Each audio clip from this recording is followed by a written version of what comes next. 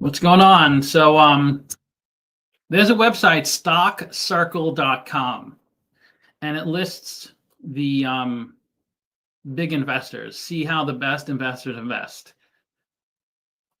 And there's a section for top investors, Congress trades. So if you're looking for some the politicians, stock picks, popular investors, Warren Buffett's on top, best performance, growth, value, short sellers, long term. What I really want to see is what these people own in their personal portfolio. And I'm not going to take away what they own for their business, because Warren Buffett doesn't have 250 billion. This is the portfolio he controls for Berkshire Hathaway. But I want to see what's in his personal portfolio. Same thing with all these investors, like Cathie Wood. Maybe this is this their personal portfolio? Actually, I think it is their personal portfolio. Bill and Melinda Gates, 44 billion.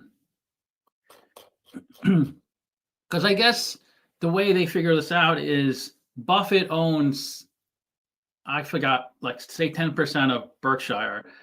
I mean, we can find out the exact amount. So they know what stocks he owns, because it would be 10% of the entire Berkshire company. He owns 14% of Berkshire. So it's just, so each stock in Berkshire at 14%. So I guess that's how they figure it out. So yeah, let's go through this to see if I want to see the best performance, because I kind of want to know who's doing the best. Because if you want to follow someone, you probably want to follow the best, right? And this website's better than the other one, Michael Price. So his performance last year was 40x or 39x, 3,900% growth, which I don't think you can replicate that.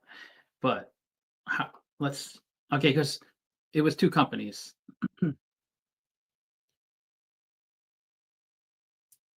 Latest trades, biggest wins, biggest losses. Okay, so he owns, most of his portfolio is this company. So it must have went up a ton. Farm Supplies and Merchant Wholesalers, S&W Weed Company.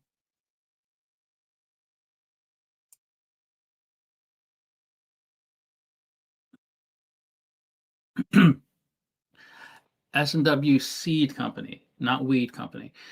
S&W Seed Company. So it's a 12 million market cap company. So I'm not sure how we went up 3,900% last year. I guess, is that talking about 2023? Let's see. Because it just went down in 2023. So yeah, I would always take these websites with a grain of salt. Sometimes the information is not accurate, because they don't really know what these people hold in their personal portfolios. They get this information from SEC filings. So you can figure out yourself, but you'd have to scour through the SEC website. Okay, let's ignore that one, because that seems like a anomaly. Cliff Sosin, 93% last year. You can possibly replicate that. So it looks like Carvana. That's why he grew so much.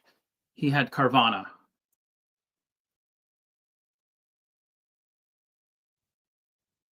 And as you know, Carvana buys and sells cars. Last year, they went up 188%. So that was a really good trade. So Carvana, was it a SPAC? I think it was a SPAC. It started at $10. That was in 2017. It got to 360, in 2021. Imagine getting it for over 300. I'm sure a lot of people, I know for a fact, a lot of people bought it because when a stock goes up, then a lot of the small retail traders jump into it because that's when they find out about it, when it gets really high. So they buy it like north of 200 and they won't sell it, because if you buy it at say 200 and then it's 300 and you don't sell it, right? And then it comes back down to 200, you're not going to sell it at your buying price because it was just 300. So you hold it and you keep holding. Wow, it got real low, $4.42. I remember when it got that low, why didn't we jump into it? I guess it just didn't seem like a great stock to own. And a lot of it has to do with the car market, because when a company has a lot of inventory, car inventory, the price of used cars is pretty much indicative of the company's stock price. So when used cars are the prices go down, companies like this stock is going to struggle. But when car prices get expensive, like for instance, when there's a lot of tariffs going on and people are not as interested in buying new cars, they buy used cars instead, because they don't want to spend 10,000 more on a brand new car than they would have spent 2 years ago because of all the tariffs. And then a company like this does so well because they have a big inventory of used cars. Like for instance, what's a Honda Civic price of a Honda Civic by year? I'm kind of trying to understand that. How much is a brand new Honda Civic? That's probably one of the most popular cars out there. How much is a brand new? How much is a brand new Honda Civic? How much is a brand new Honda Civic? 25K. That sounds low. Maybe that's a basic. So let's just, and it's like anything, you know how I do the DCF, but you can do a kind of an analysis on anything if you have the data. So 2025. So if you're looking at a Civic, right? So a brand new one is 30,000.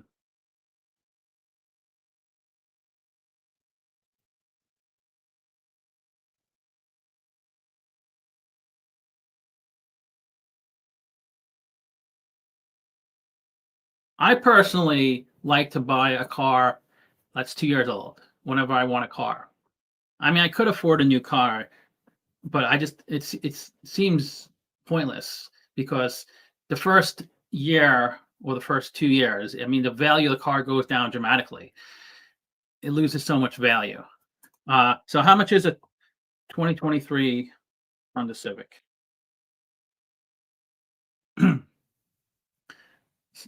It's going to vary a lot. I don't know, like, I guess what's Kelley Blue Book value? Maybe that's the best way to figure it out, a Kelley Blue Book value. It's on a Carvana website.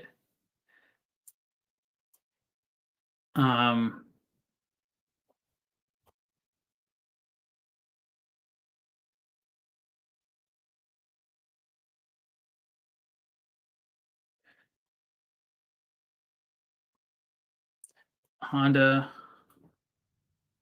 Civic. And it depends on the miles, of course. But I just want to get an idea.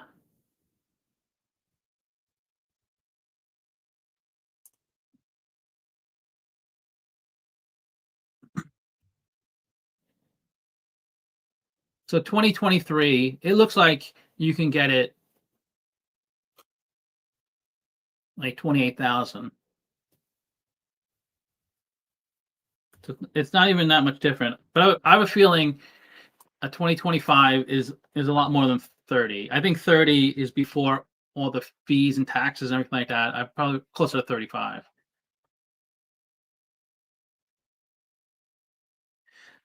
What are the trends for swing trading in a 2 to 5 month horizon? For are you talking about this stock or in general?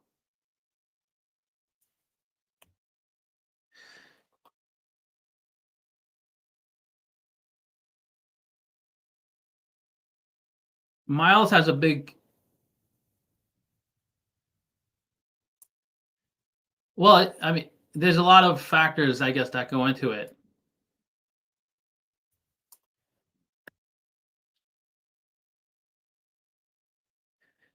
I think the most important factor is luck, because say depending if you're long or short. Say you're always long. You you're a bottom feeder. You're looking for like a stock to go way down in price.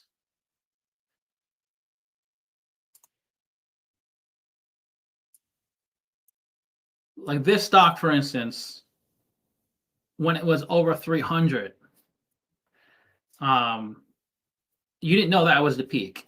So obviously, it could have gone up to 500-600. You had no idea when the peak was. But the good thing is that you have the ability to wait it out. So once it hit 360, that was in April. I'm just telling you how I would do it, but August 2021.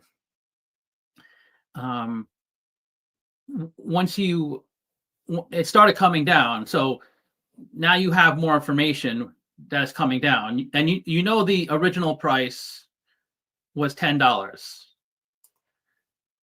So you want to like look at the moving average as well, to get a sense. So it would have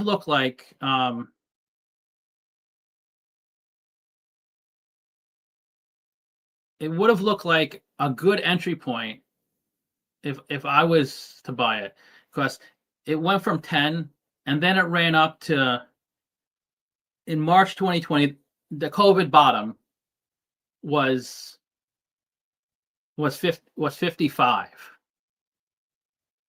So I would have felt once it got to that level again, 55, which was April 2022. Let's see if it will work. April 2022.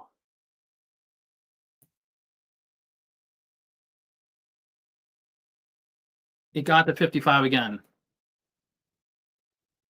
I wouldn't buy options. I wouldn't buy options because that was the pre-COVID price. Now, it probably wouldn't have been a good investment because a lot of people couldn't hold out, because in April 2022 it got to 55. It bottomed out at like $5. So if you had the ability to keep buying into it, you could have made a ton of money on this stock. Now the problem is a lot of people wouldn't hold it that long, because April 2022 it got back to its COVID levels, and it took a year and a half to get. By April 2024, it started breaking through. It got to 75. So if you're looking at a 5 to 7 month, you would have had to just get real lucky if you bought in at a low level. What I mean by lucky is, I'll give you an example. I think I got lucky on my best performing stock is New Holdings. Let me see. I think I bought in April 2022.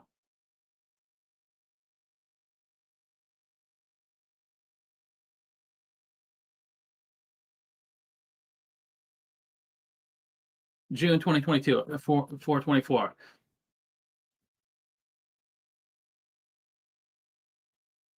So New Holdings is a Brazilian fintech, and that also IPO'd around $10.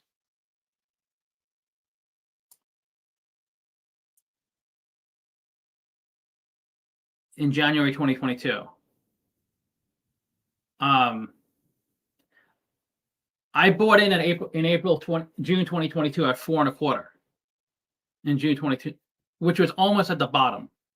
So I just caught it at the bottom. I had cash because I sold out of another investment. I had cash and I was looking for an investment, and this happened to be at a pretty low point. At least I felt it was a low point for the stock. I mean, obviously it could have went lower, but I just caught it a good time. And even after 6-7 months, I was pretty much flat.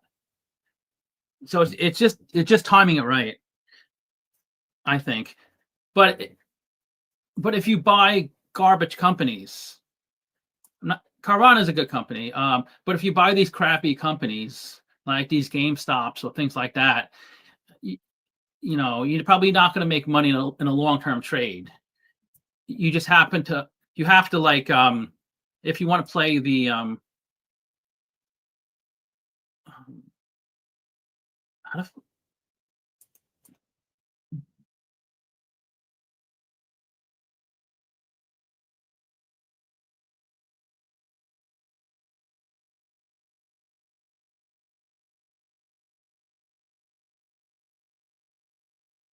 I don't know how to do the technicals on the new Yahoo website.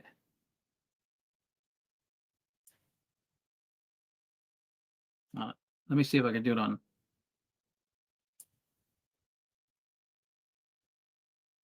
What do you think of Coney and similar stocks?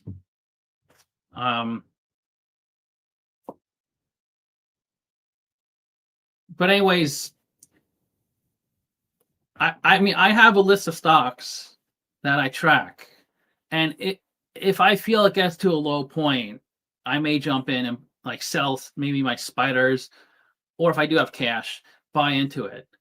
So that's what I would do. If you have a group of stocks you track on a consistent basis, and then if you feel it's at a good point, the problem is, like I said, people generally. And one of my best performing stocks is Netflix. The only thing I feel I do better than the average investor. There's only one thing. I think I don't buy and sell at the wrong times generally. Netflix is a good example of this. January 2022. So I wanted to get into Netflix in like 2013, 2014. I didn't have that much cash back then.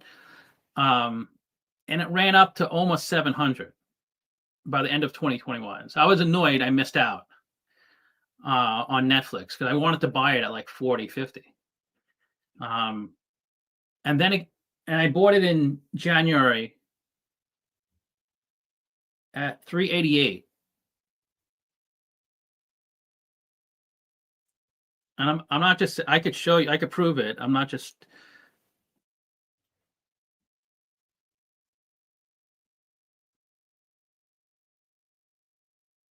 See right here, Netflix. I paid 388. You can't see the date. If I clicked on this down arrow, I'm not on E-Trade. See, I'm up 220%. I have two portfolios, 388. Like if somebody was asking me, it was January 2022, and somebody was asking me, what are you buying? What's a good trade? And I told them I bought Netflix. And say they followed me. Almost everybody, this is almost always happens whenever people ask me for advice. This is what almost always happens. So say they followed me in the trade. And they're like, okay, if you know what you're doing and you put your money into it, and this is exactly what happened in January. It was down 40% from the peak. So I thought it was a good time to get in. I happened to have money at the time, and I was waiting on Netflix. It came down 40%. So I'm like, okay, here's the time to get in. And almost right away, 5 months later, it was down to 166. It was down to 166 at the lowest point. So in June 2022, it was 166.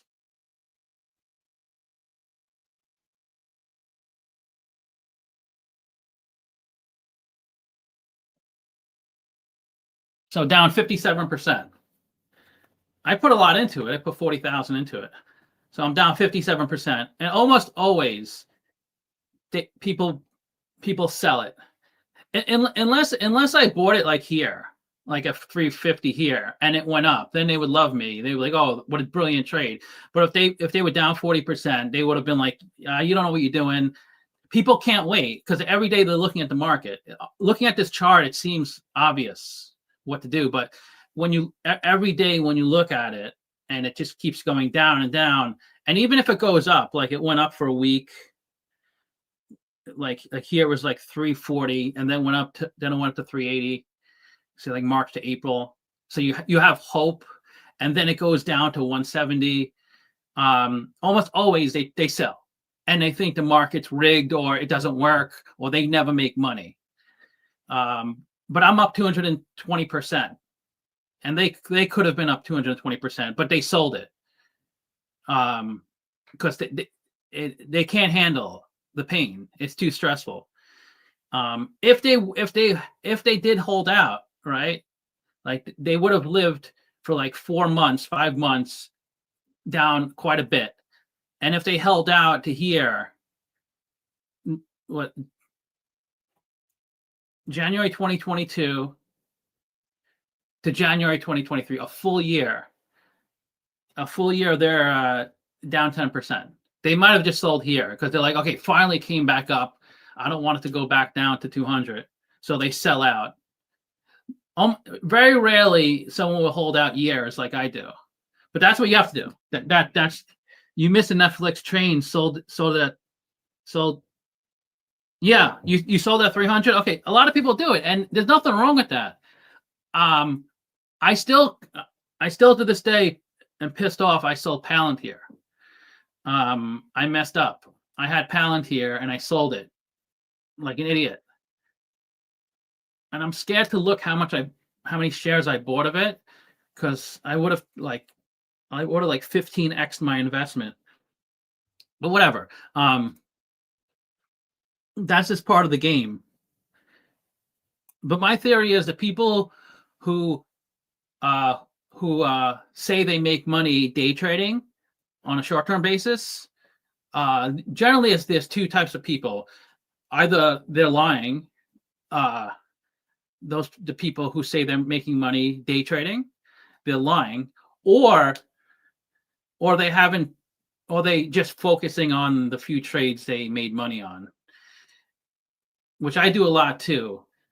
Like when I gambled on sports, for instance, when I was in college, and if I made $1,500 on a football game, that's what I talk about.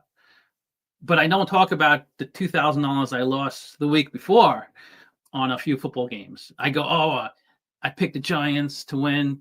So you just focus on, because people. But anyways, Dollarama at 75 and sold at 150. I generally just wouldn't sell it.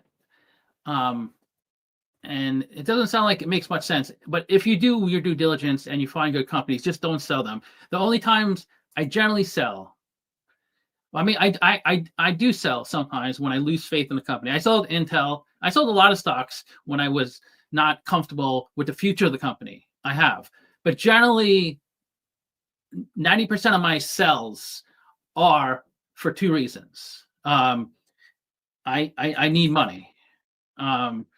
Like I'm buying a house, or I'm starting a new business, or I just need money to pay my bills.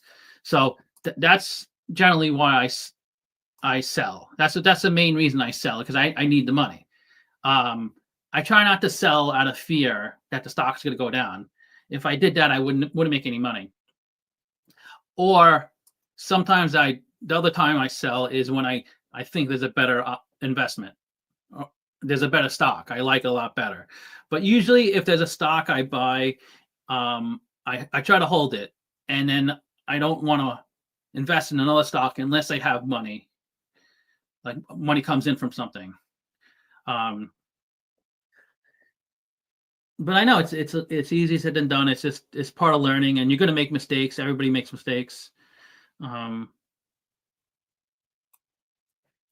but yeah, Coney's what's Coney? I can't remember. Title Trust, Yield Max. I don't really follow that. That's good. So that's why this person made 100% last year, Carvana. So if you want to just follow this person, you just buy Carvana. That's pretty much.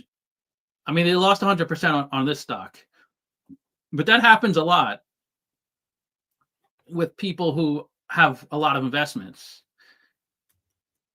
Like if you like, you know how in baseball, 35. If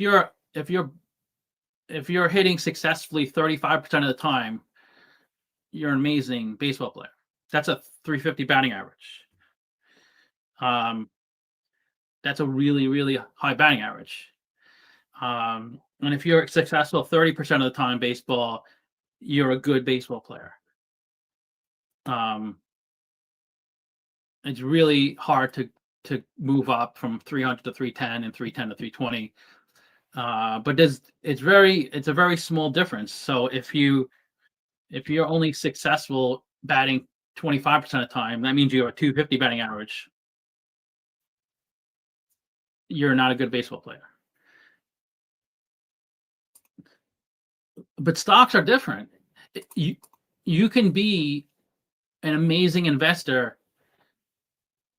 You know like the Mendoza line? Did anybody hear that in baseball? The Mendoza line?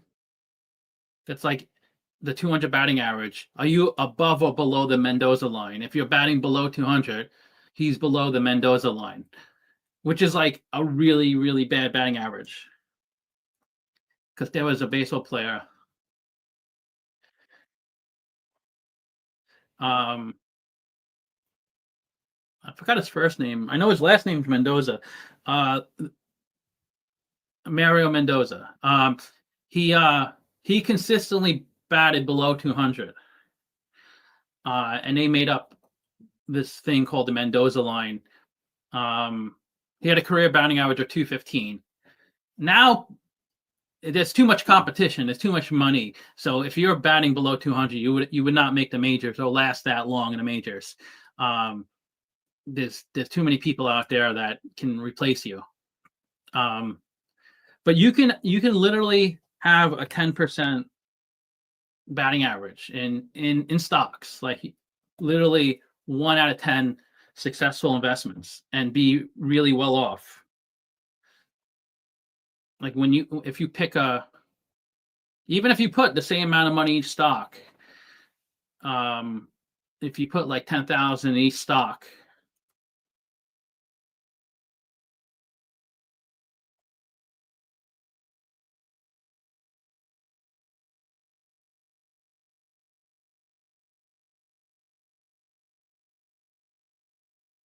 I got it exactly.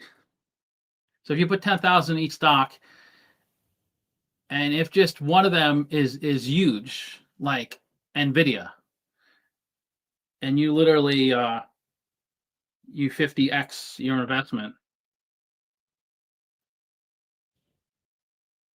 Then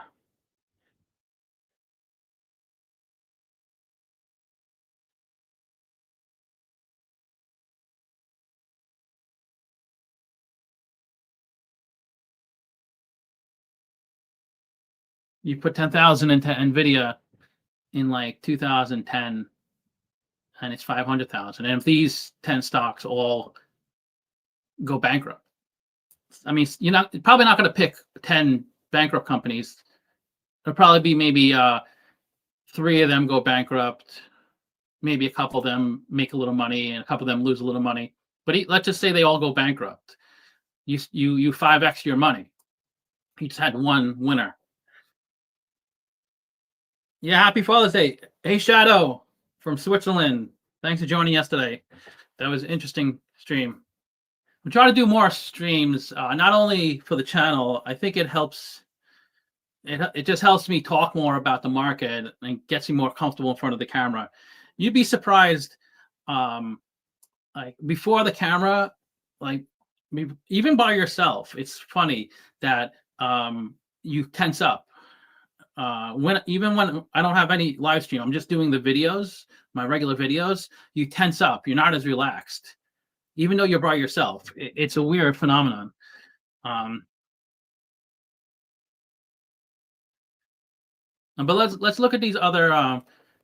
Let's see if there's any. So this is the main reason this person did well last year. They had the best return because of Carvana. You can see like another stock, he lost 97%. I like this website because it says what their average buy-in price. So 65 is his cost basis. So he might have bought stock at like $8 a share, and then he bought shares at $80 a share, but his average is 65. It's currently trading at 300. Carvana. I didn't even realize it was Father's Day. It's currently at 300. That's crazy. I don't like to look at past stock prices because the past doesn't predict the future. But if a stock was over 300 at one point in the past, I think it's more likely to hit 300 than if it never was at 300.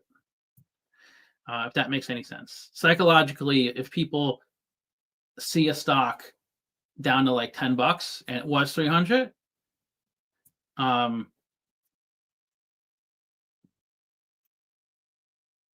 this first that's Hilton Cardlytics. So they Herbalife. So most of his portfolio is Carvana.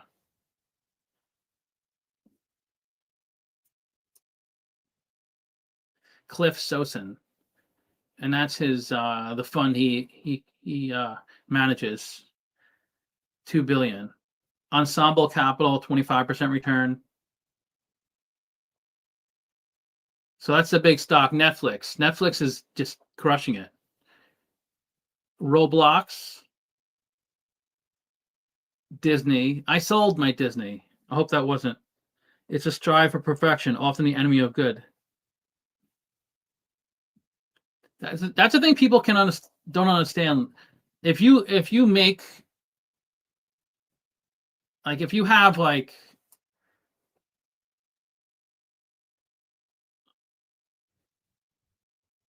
$100,000 in your investment portfolio, right? And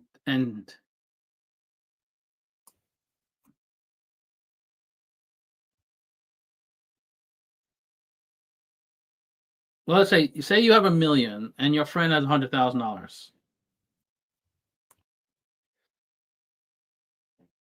Say you have $1 million and your friend has $100,000.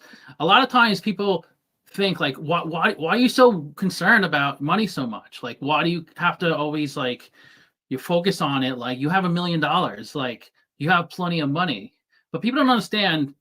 Actually, it's not that much money because you can't live the rest of your life, especially if you live in most of the United States. If you live in certain countries, $1 million you probably could live the rest of your life out. But especially in California, New York, $1 million, unless you're 80 years old. But if you're even 60, $1 million is not like you're going to live a lavish lifestyle for the rest of your life. It's just kind of getting by. Because rent or taxes, food, medical stuff, it eats away. You can easily spend $100,000 in 1 year, and it's not. And I don't even think you would live an amazing life for an entire year. That's only $8,000 a month. In California, most of the time, rent alone or your mortgage is $4,000 or $5,000. But yeah, let's learn about Tiger Global. that's the thing. I want to know what these. I'm more interested in what people have in their personal portfolios, not what they invest for their clients. Because I know what you invest for your clients is not as people don't invest the same as they would for themselves. Growth investors, value investors. What's stock picks? Yeah, I had a feeling you have to pay for stock picks. I like the other website. You can see what the most common stock is. Kathy Wood, ARK Investment. So she's big on Tesla. So this year, well, Tesla's down this year actually, but it's coming back. It was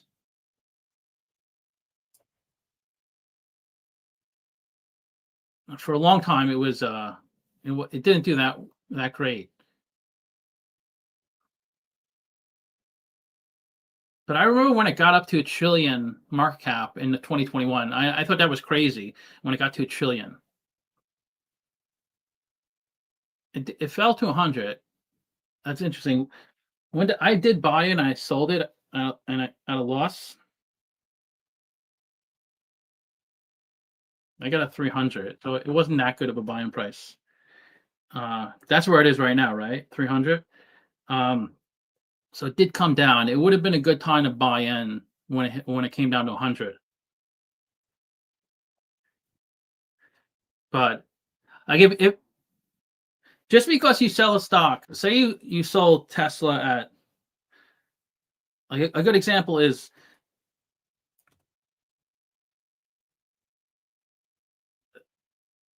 say you sold Tesla for 115.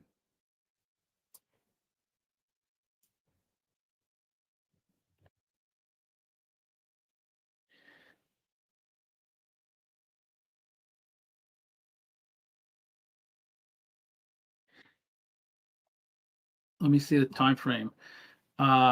January 2023. Okay.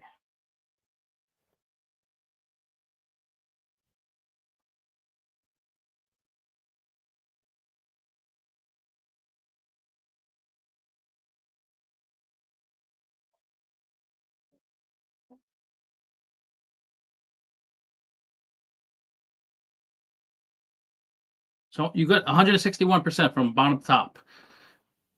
I just want to give you an example. Like, so if you sell a stock like Tesla, say you sold it at 115, that doesn't mean it's a bad sell. It may have been a great sell if you use the money to get a better return. That's so January 2023,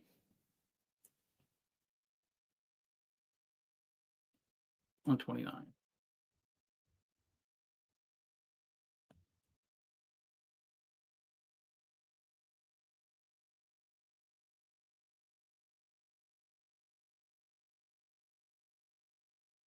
So let's just say you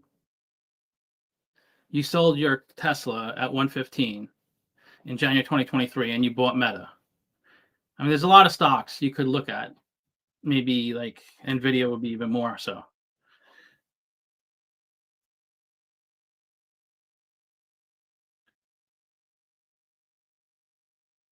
Okay. Watching from Kenya. Wow. Lord of Shorts. That's interesting. Kenya. You don't probably not too many subs from there, but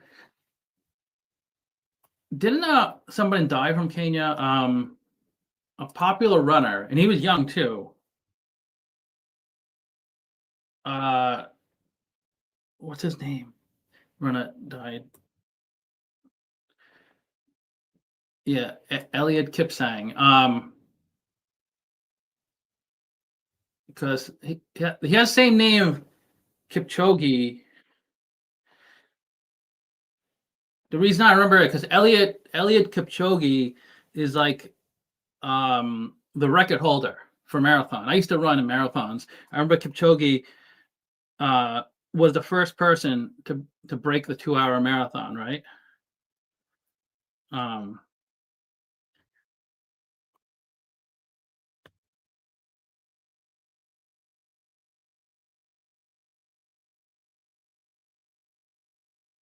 Fastest marathon time.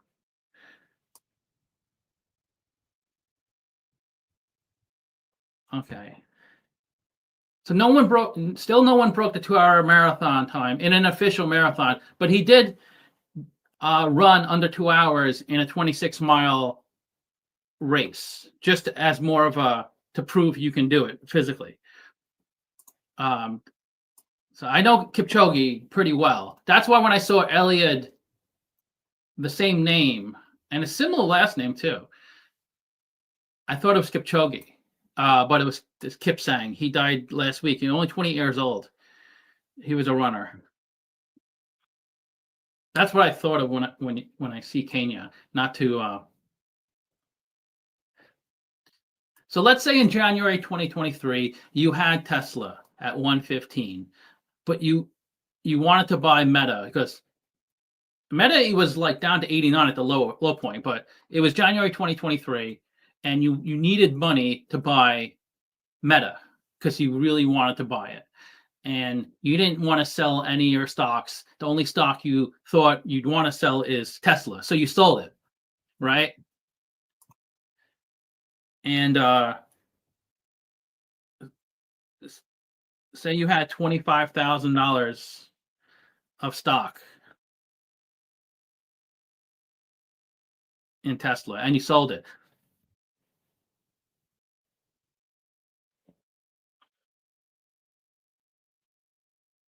So if you did not sell it,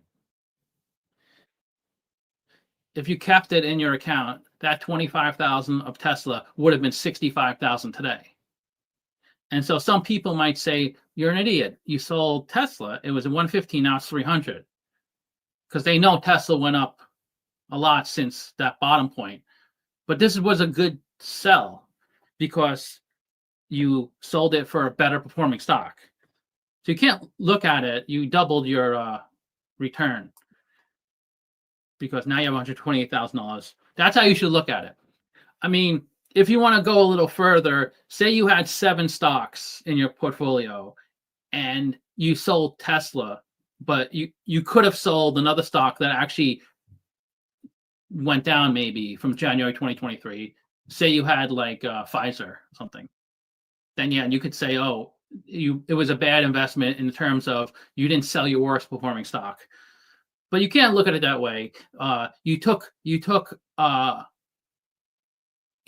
potential $65,000 and turned it into $128,000. So that was a good move on your part.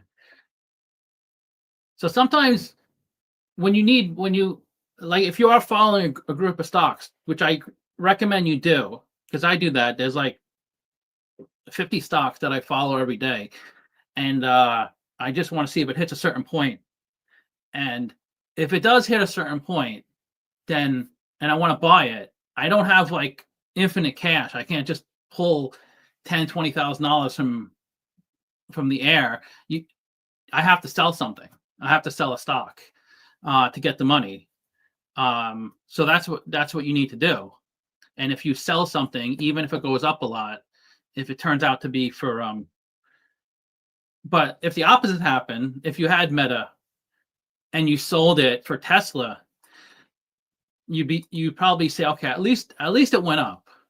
At least I turned 25 into 65. But you to make yourself feel better, but you actually you lost money by doing that. But that's life, right? How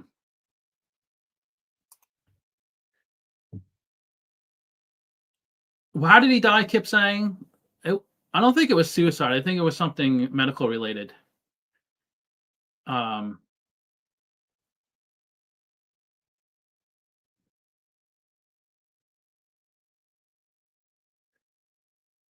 a cardiac arrest, which seems crazy at 28 years old. Cardiac arrest.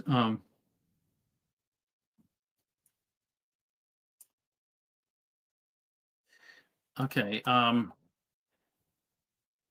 Kipchoge. fastest. Oh, he did 2:01. But that's an official marathon. But what he did was he had what are they called? I think they're called pacers. He had people keep like run in front of him, right? So he wanted to break a 2-hour marathon, and he wanted to do 26 miles in 2 hours. So he would have people run in front of him, so he would stay on target with those people. And those, they had to change people because in order to run like a 26.2 miles, it's a 2-hour marathon is 120 minutes. Am I doing this right?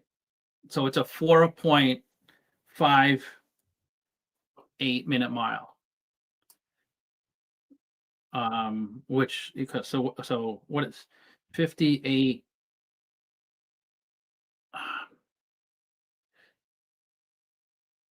I can't. Oh yeah, wait. 0.58 times 6.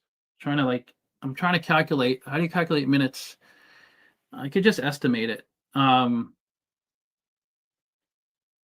So it's like a 4 minute and 40-second mile, a 440 mile. That you have to average a 4 minute and 40-second mile for 26 straight miles to break a 2-hour marathon. So he had people running in front of him at a 440 pace, so he could keep on target. That's how he was able to do it. But in an official marathon, you have other people to deal with, so you can't just it's a little different atmosphere. But he did break the 2-hour. Does anybody know how that? Yeah, in 2019, Kipchoge ran a marathon on a 2 hours. His time was 1:59:40, making him the first person to break 2 hours. He had pacers with perfect pacing and conditions design. So it was set up to where it could prove if someone could run a. Does anybody run? Because it's mind-boggling. Because I ran like a 9-minute mile when I did marathons. And the fastest I've ever run a mile was like 6:30. Like, and at one point, a 4-minute mile was considered the ultimate mile, which a lot of people have beaten the 4-minute mile. But there was a time in the early 1900s where it was considered impossible, humanly impossible to run a 4-minute mile until someone ran a 4-minute mile, and then like hundreds of more people did it. And now I think it's like 3:40. Fastest mile. Is it Bannister? What is the fastest mile? Oh yeah, Hickam El Garage. So it's a 3:43 mile, which is the fastest ever. Okay, let's talk more about stocks because. Okay, so yeah, Kathy Wood, Palantir, she's up 800% on a Palantir. So I bought it at 20, and it pisses me off every day. That's why someone who doesn't have that much money in their portfolio, they say, but you have so much in your portfolio, why do you care? You should just be happy. It's kind of like if you have a job and you hate working, and somebody doesn't have a job and they can't find a job, and then you complain about your job, and they say, why do you complain? You should be happy you have a job. I don't have a job. I'd be so happy just to have a job. But it doesn't work that way. You're not just eternally happy for everything you have, and you never get upset. You don't ever think about anything you don't have. You can't. It doesn't work that way. We always want to like improve our situation. We don't just say, okay, we have this in our life, and therefore we're not going to strive for anything else. We reached all our goals. Then most people who do that don't make any money, are not successful. They still live at home with their parents because they just are content with anything. So she has Meta too. So that shows you something. Kathy Wood, she's up 92% on Meta. She bought in, like I bought a lot at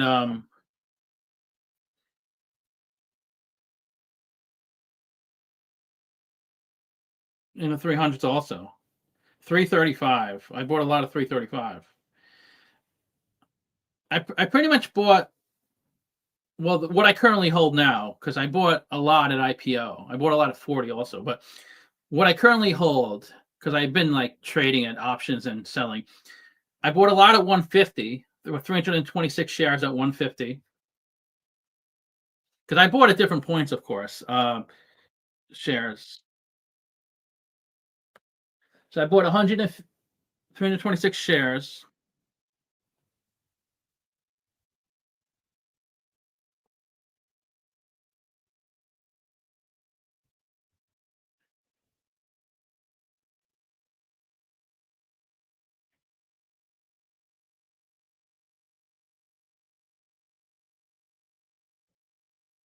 At 152 a share. So I'm up a lot of that. I'm up like 400% there. I bought a lot at different points, like a few shares here and there. That's what I usually do. And then I bought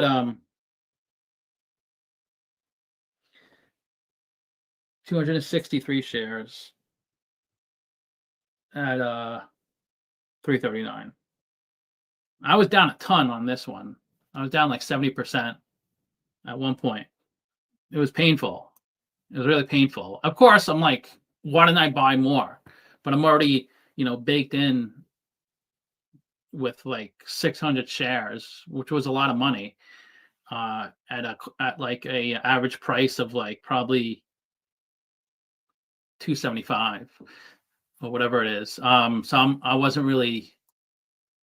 It's hard to like throw more money at it when you're down so much. Of course, now I wish I put everything into it.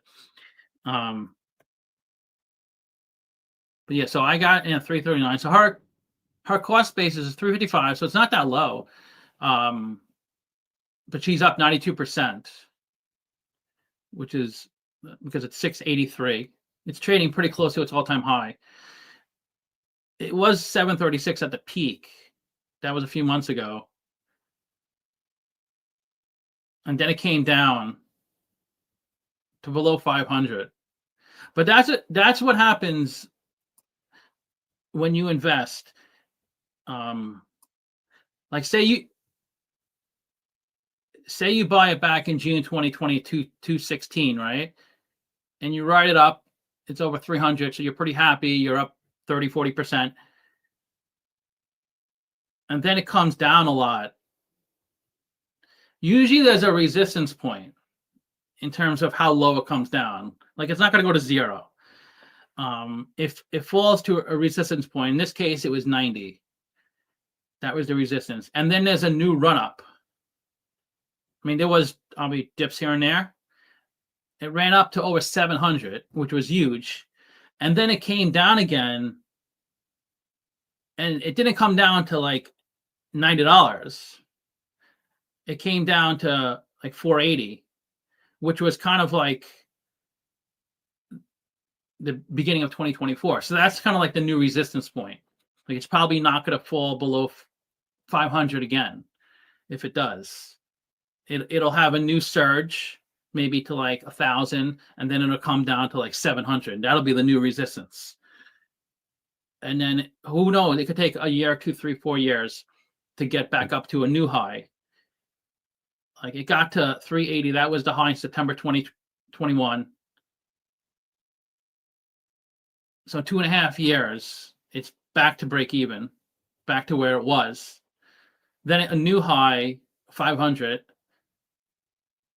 And then it really tests the low. It doesn't really hold that long at these levels.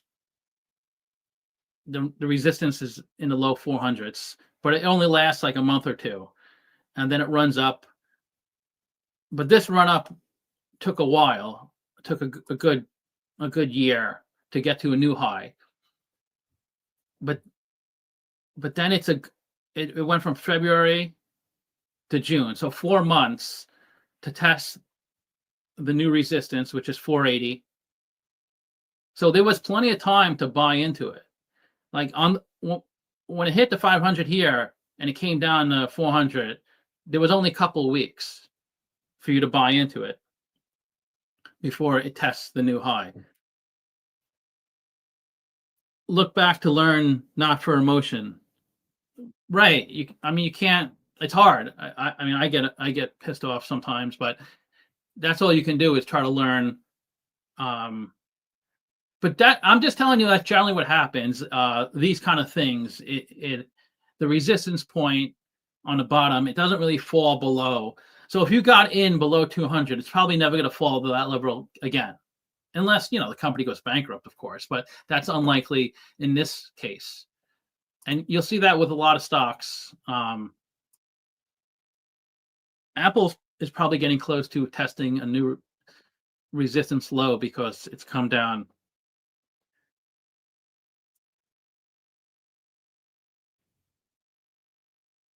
It's hard to look at the max because I wish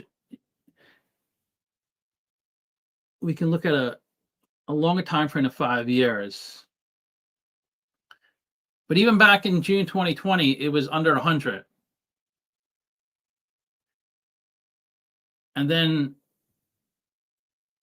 at least if you look at a 5-year time frame, it was at 90 at the low, and then it runs up to 180 at the end of 2021, December 2021, with January 2022. So then it took 15 months to get back up to a new high. I mean, Apple's a good company, right?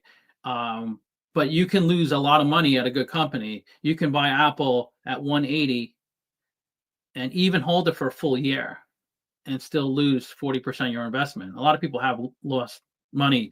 Most people lose money on good stocks because they assume they're going to just go up and they sell before they give it a chance. But you can't hold it for a year because it might take 2 years or 3 years. And in this case, it did.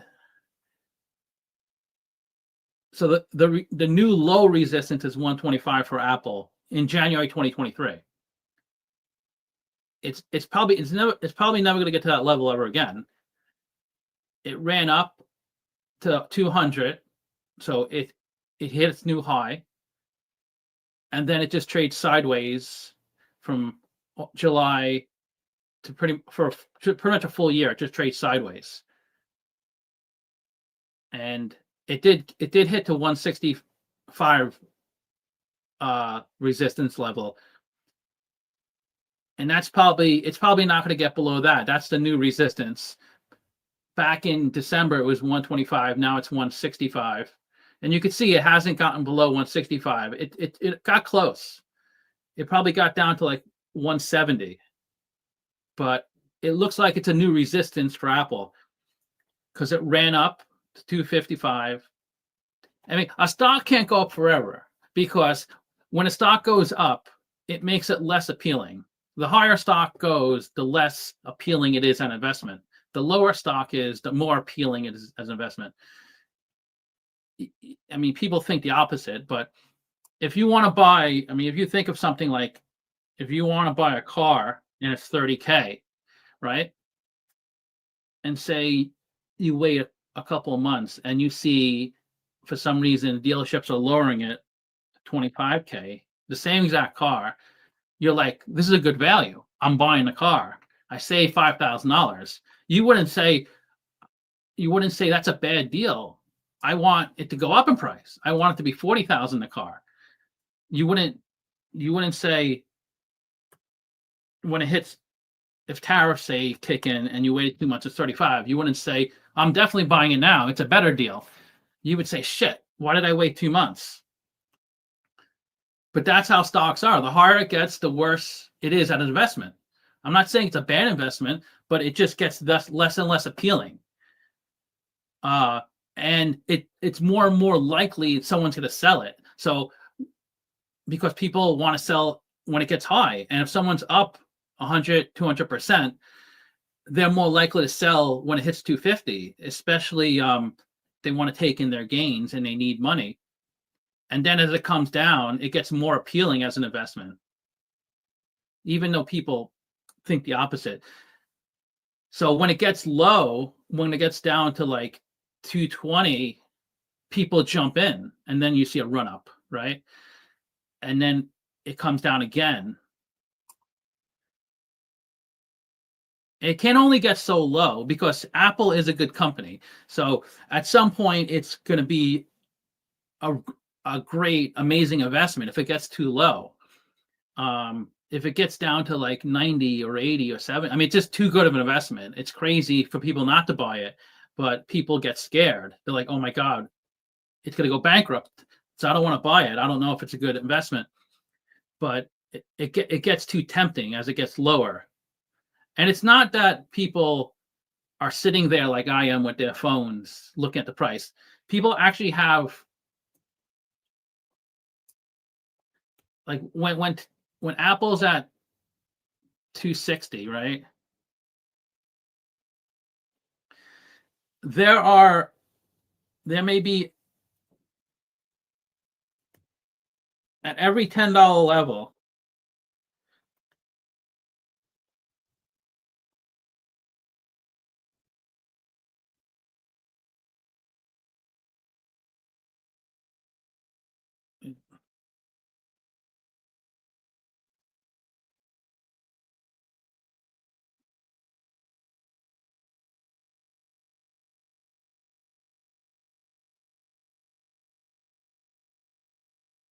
and you could even see this. I mean, this is not like I'm just at every like, I mean, every dollar amount, there's going to be people with buy orders.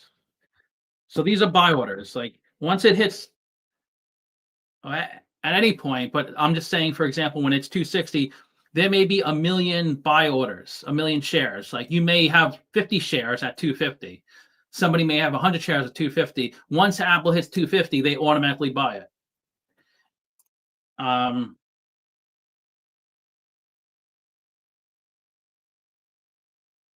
And then some people are at 240, so they have these buy orders are set in.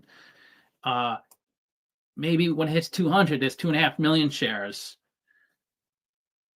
and that's what happens when people have these buy orders. Once it hits 240, 230, 200, these shares are automatically purchased, right? And then what happens? The stock goes up, right? People have sell orders too. So there's a lot of people with sell orders at the same levels. Obviously, if it's 260, they don't have sell orders at 250 because they sell it for more. So the sell orders.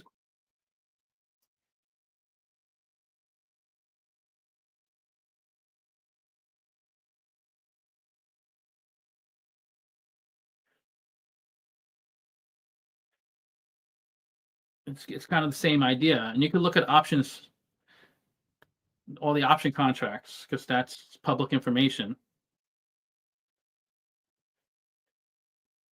It's something like this.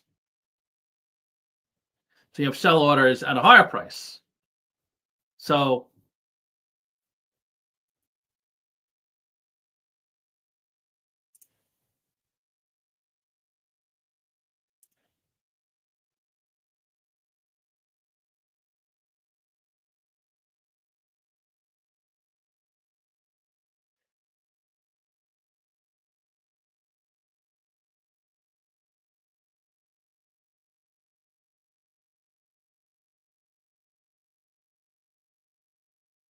So it's 247 in February 2025.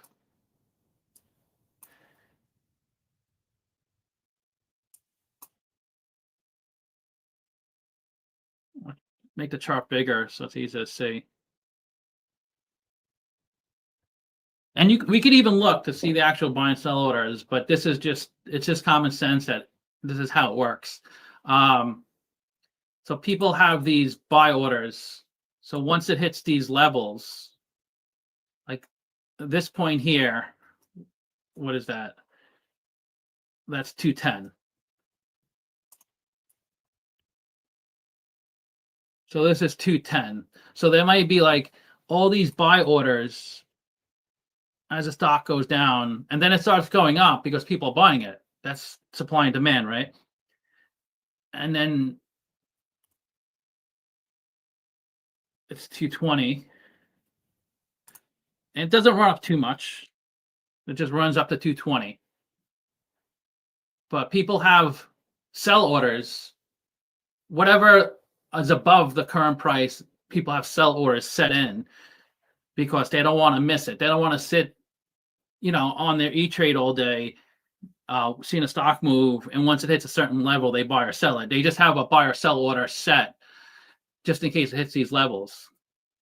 And sometimes it runs down so fast, it's never, your sell order is never done.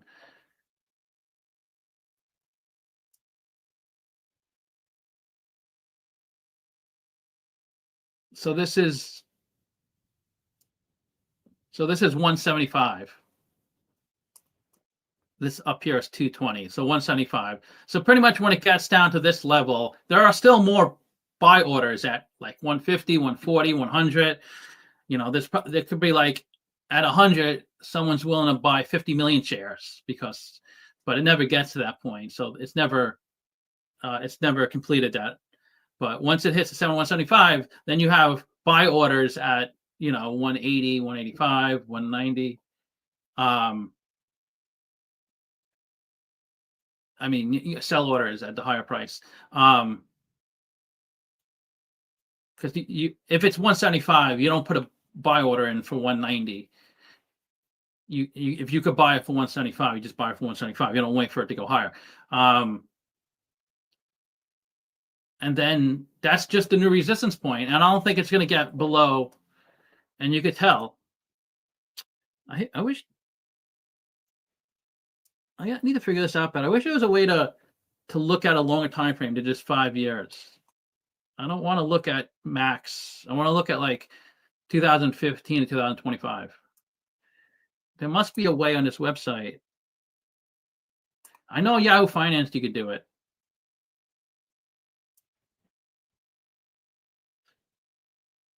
I don't like Yahoo Finance anymore. It doesn't work that well. It used to work.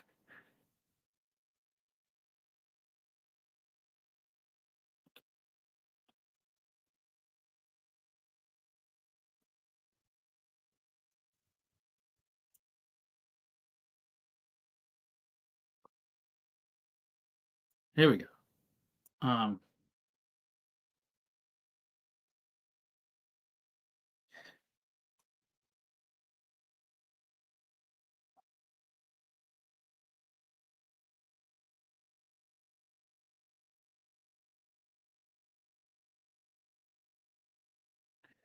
This is a better chart. I guess I could pay like $50 a month and have access to these. I think Victor has that. His Yahoo Finance. He has more, a little more detail. But I find you don't need to spend any money on these services. All the information is free. Yahoo Finance, I have everything I need for free. And if I need more financial information, I go to the 10K and 10Q. The only good thing about these websites is it kind of summarizes the information. It makes it easy for you to read. But I don't really need that. It doesn't really benefit me.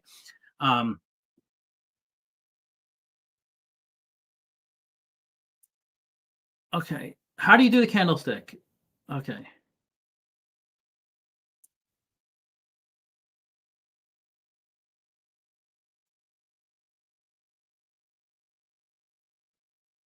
I like the candlestick. I guess I'm used to it. Do you guys use the candlestick chart too?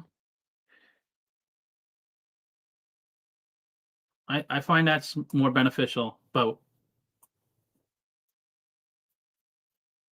So this is 10 years. It's kind of really bunched up, but red means the sells were greater than the buys. So red equals sells greater than buys. Green equals buys greater than sells. So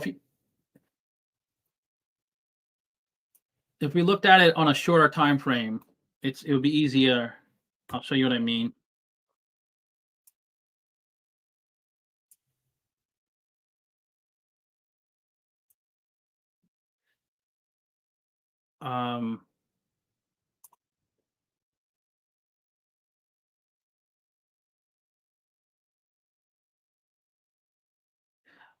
Why did they make it?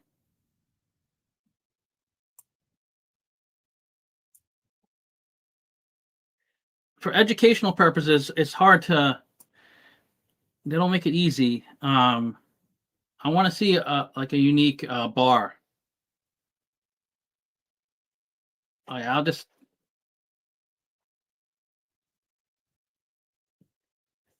So the volume.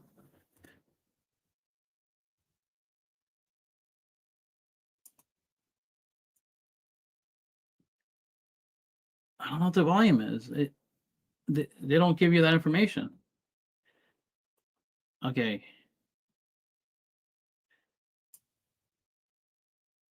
Okay, this is what I'm looking for. Something. Okay, this is just a few days. Okay, here it is. Okay, up here, it gives you the volume and open and close. So on the 13th, so that was Friday. On the 13th on Friday, you can see a red bar. So that means, so if you look on I can't move my mouse, but if you look on the top left of the screen, it says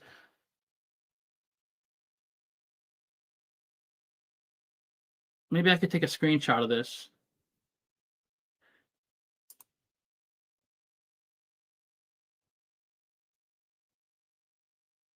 Yeah, let me do a screenshot. And let me know if you have questions. It's if anything's not clear. Okay, so on the 13th, which was Friday, the stock opened at 200. I'm gonna just round to 200. It peaked at a little over 200. It got down to 195.70. And it closed at 196.45. The volume was 51.4 million. So 51.4 million shares of Apple were traded on Friday the 13th. Okay, it's right here. Okay. I'm learning. I think I knew that at one point, but how come it doesn't change to 51? 40. Why is it locked in? Okay, I think I see what's this 51 is as of the latest day on this chart. Okay, so I think I see how it works. Okay. So if it's a red candlestick, if this is too elementary, let me know. If it's a red candlestick, that means it opened up here. So it opened on the 13th on Friday up here. So it opened at 199. It opened on the top of the candlestick and it closed on the bottom of the candlestick. It closed at 196. So if it's a red candlestick, that means this is when it opened, this is when it closed. So for a green candlestick, it opened down here and closed up here. Let me click on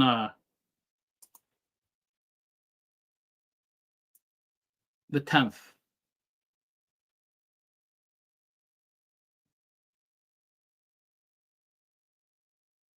I wish they would okay, let me just take a screenshot of that.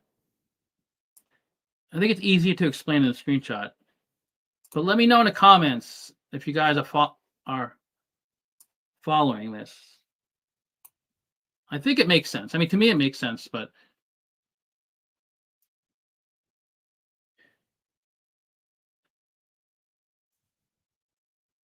so I would ignore this because this is just as of the latest trading day. Okay. So I wish they put a date. It's not the most user friendly.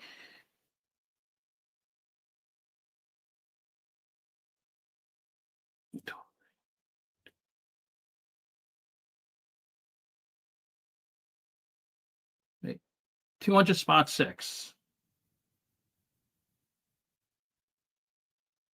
Oh, yeah. So it's a 10th.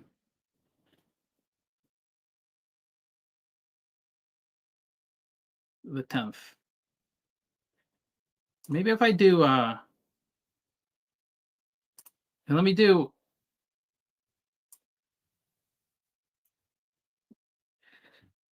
edit in Paint. I think it'll be easier to understand if I could edit in Paint, so I could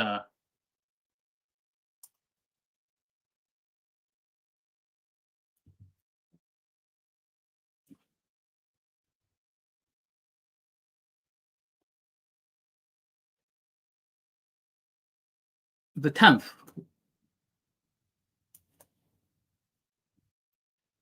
So annoying. Yeah, leave a comment. I just want to make sure. Okay, so we're looking at the 10th.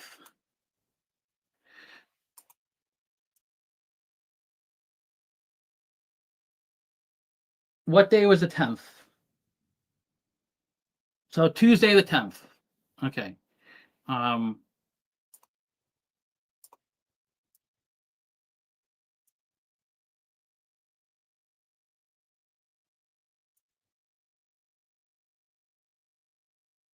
Okay, the Tuesday the 10th. Okay, here we go.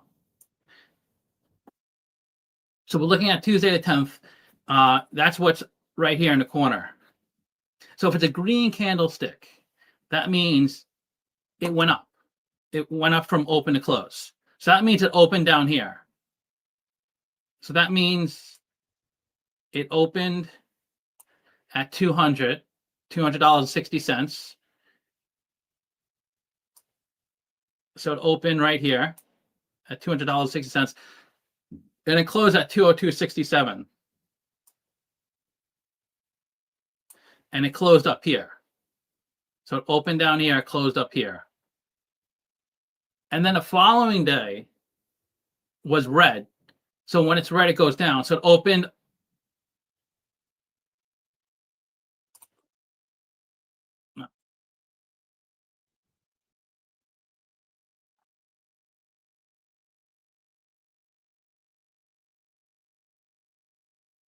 The following day,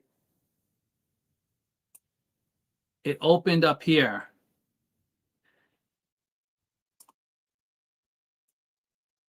We'll put O for open. And it closed down here. That's pretty much how you read a candlestick. And the wicks means it traded outside those levels. So on the 10th, right? The wick, it's a pretty big wick, right?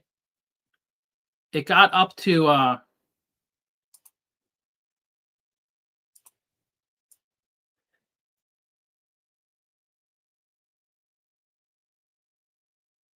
why didn't it work? Oh.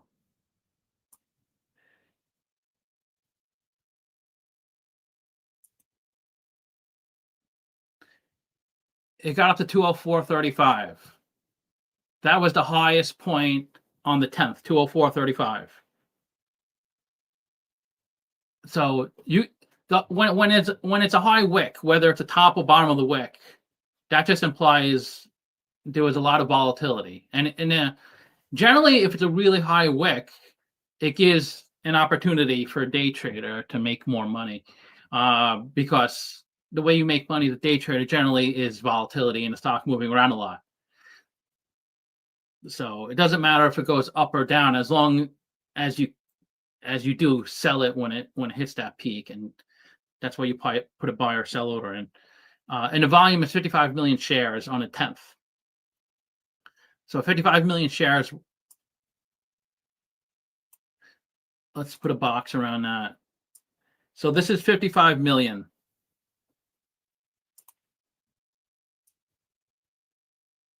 55 million.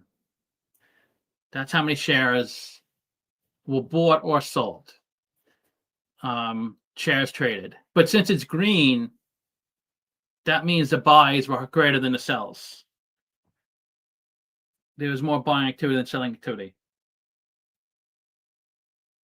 And when it's red, that means there's more selling activity than buying activity, and the stock goes down. Activity means there are sell orders that are just sitting in the queue that haven't been executed yet. So there's more people looking to sell than looking to buy. And it goes down.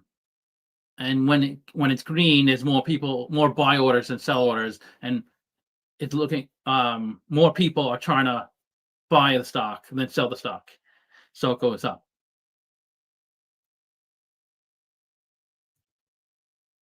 But I don't know if you guys knew this already, or if this is just obvious. But anyways, so what is a really short trading volume? It's pretty much didn't move much on a 12.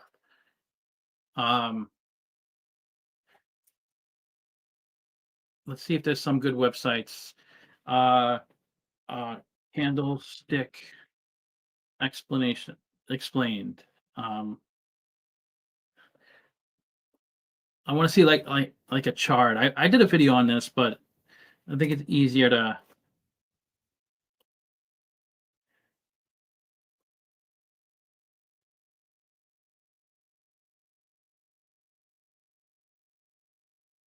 So they have like a million things to look at. That's why I say like it's hard to like look at so many of these types of scenarios. Like a big wick, a small wick, green, red. It's never ending, and it's never like a guaranteed. I'll give you an example, because you can see these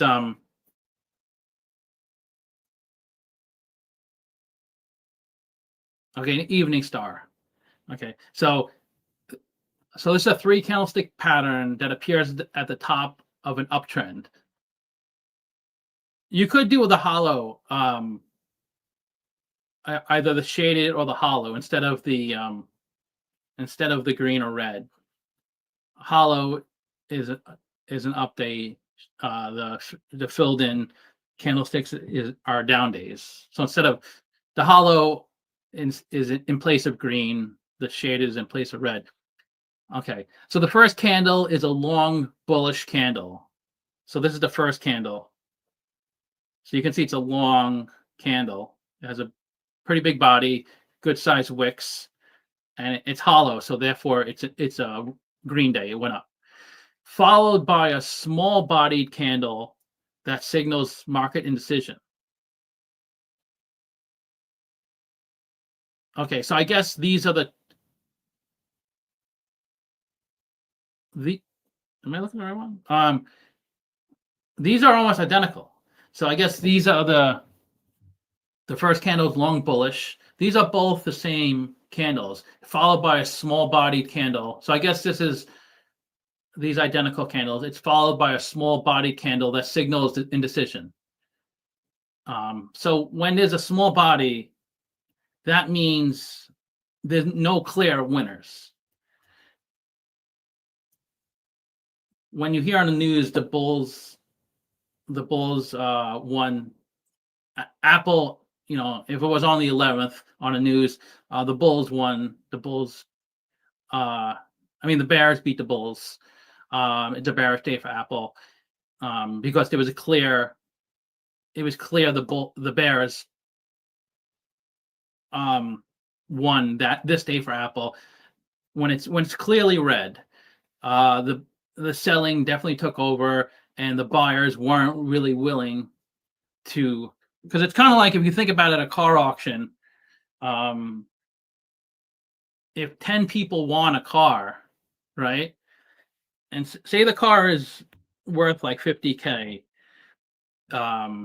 say if you fix a car up, like clean it up, it's 50K, but it's actually selling for 10K because there's no engine, it's a little rusted up. So you got to put about 20K of TLC into the car to get it to that 50K. So it's not like a clear like winner. You can't just take that $10,000 car and just sell 50. You have to spend a little time and money. So you might have like 5 people who are interested in buying it. So they keep outbidding each other. One guy says 15, another guy says 16, 17, and somebody eventually gets it at 19. So the Bulls, in this case, the Bulls won this auction because those 5 people kind of were outbidding each other until you can't really spend more than 20 for this car, because even if you fix it up, the max you get is 50. But if the opposite happened, there's not much bidding activity. No one's really sure if they want to buy the car. So it's a really small body. It's followed by a small body candle that signals indecision. So it's indecisive when it's a small body. Finally,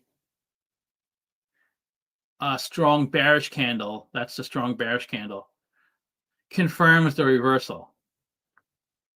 So this pattern suggests buying momentum is weakening and sellers are taking control. It often leads to a downward trend. So if you were following candlesticks, right, and you saw this, then this, then this, then this. Now, what it's saying is, if you follow the evening star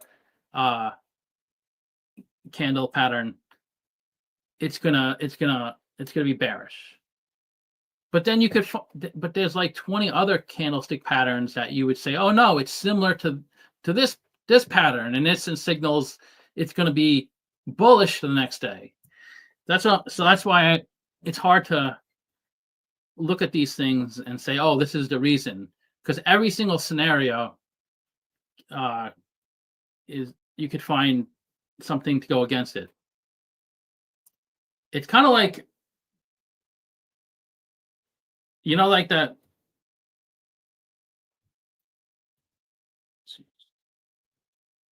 Like roulette. If you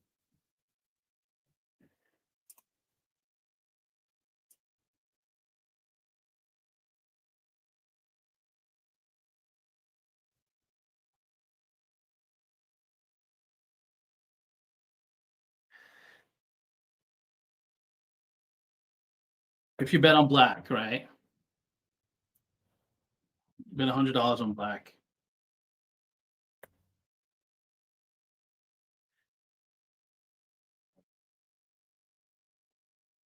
And if you win, then you're done. You don't gamble anymore.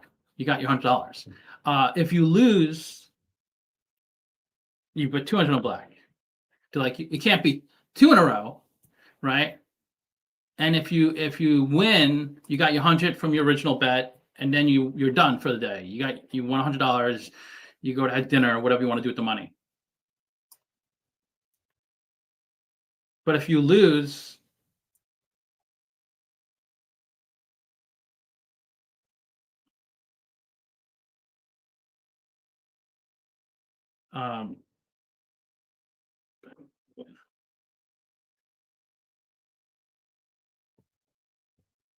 so it's that double thing. And if you lose the first 2, you gamble, you bet a 400, right? And if you win, you got your 300 back from what you lost, and then you profit $100 and you're done for the day. But if you lose, it's the same thing as like, they say, oh, it can't be 4 in a row or 5 in a row or 6 in a row, but there's always going to be like a different scenario. You can say, oh, what about there's this different candlestick scenario where there's 6 bearish days in a row, and then it's followed by a bullish day. As I'm saying, like there's so many scenarios, and it's hard to because if it doesn't follow the pattern, then you could say, well, it followed a different pattern.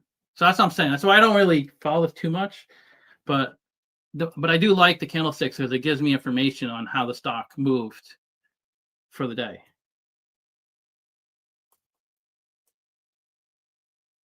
And then the trading volume, it gives an idea of how much volume.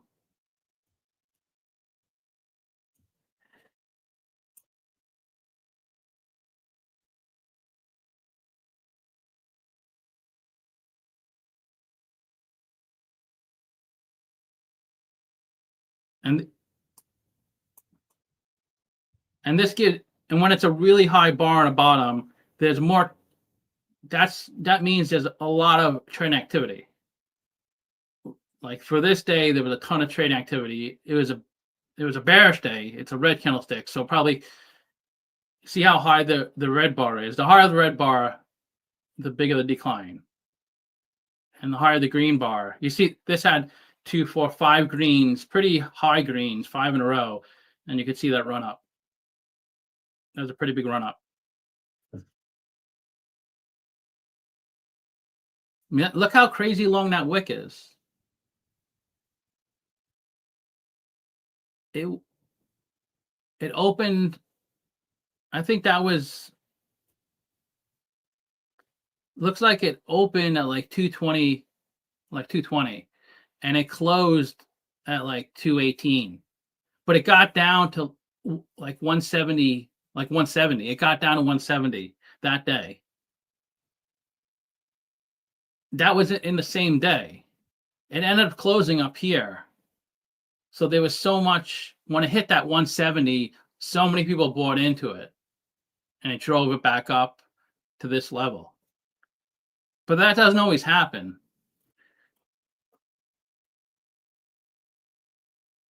Like you see this candlestick,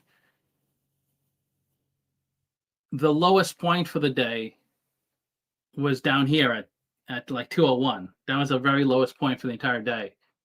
And it did get up to 204 at the highest point.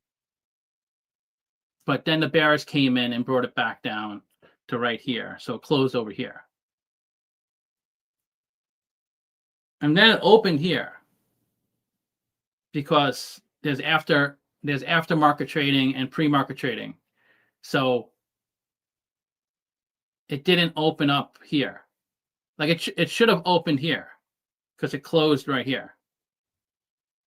So it should have opened here, but it opened here because of pre-market trading. It moved the stock a little bit, and then it brought it down to this point on that day.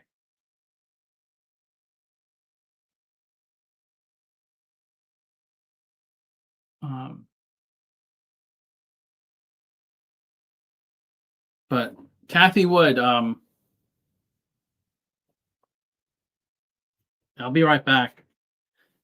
Bathroom break.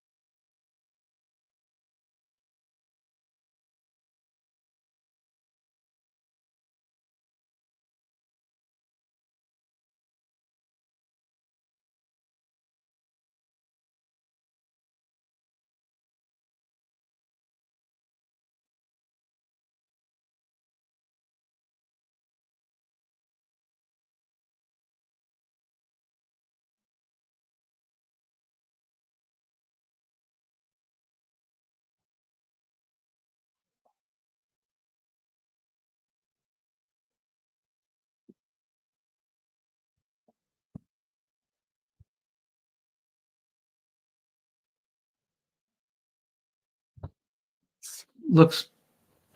Let me know if is there any stock when you want to do DCF on. You can donate $5 for a DCF or just ask for one and I'll give it to you.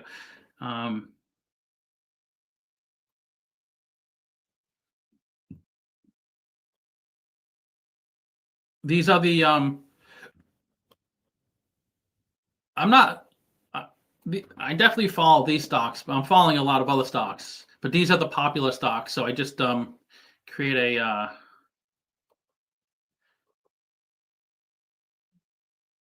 just every time I update this Excel file, I just add what these stocks have done for the year. So Apple is the worst stock of this list. These are pretty much the biggest companies.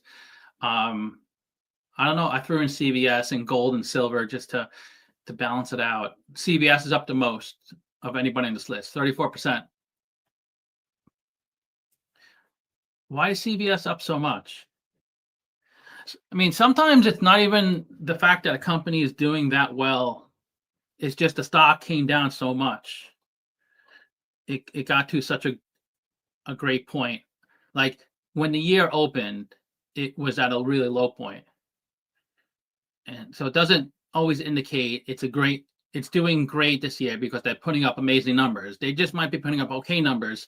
It's just the stock was so low because there's so much selling activity at the very end of 2024. So you can, yeah, I mean, that's pretty much what happened.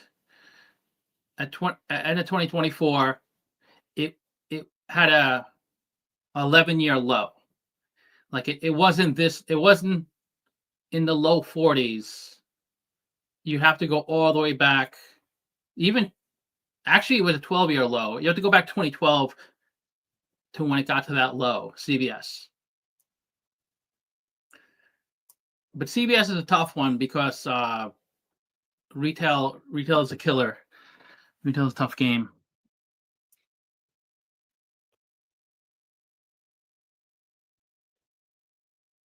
Michael Berry, another popular investor.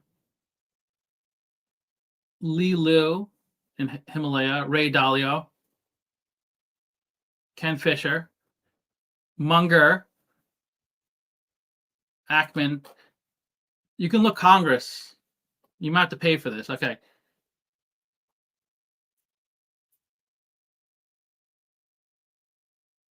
These are politicians. I'm not that familiar with these politicians, though. I'm sure some people are. Mark Green, I think I know who that is. Okay, so you have to sign up or pay to see more. I don't really care about politicians too much. Let's just look at the regular the gurus. Uber is a great buy. CVS is a value trap. I think so. I think that makes sense. It's a value trap. Uber's yeah, a lot of big investors have bought Uber. It's up 20% this year. Let's add it to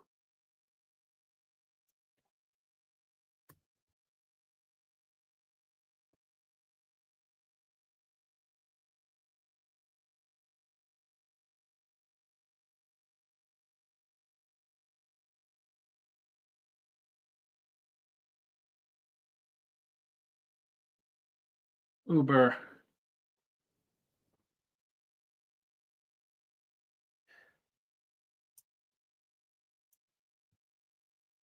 Uber. So yeah, me and Victor are going to start our own hedge fund. You guys going to be investors? That's a 62.19.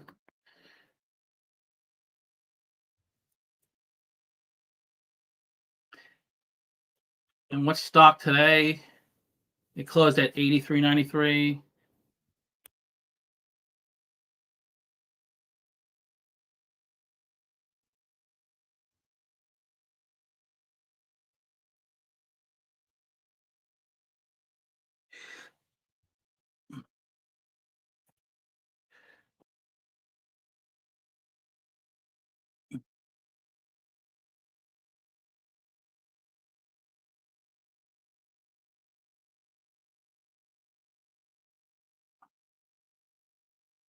So I add Uber to that list.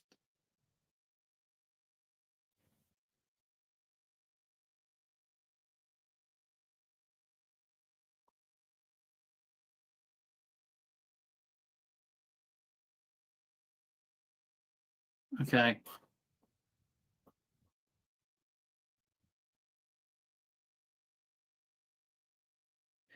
It's up 26%. What about Lyft?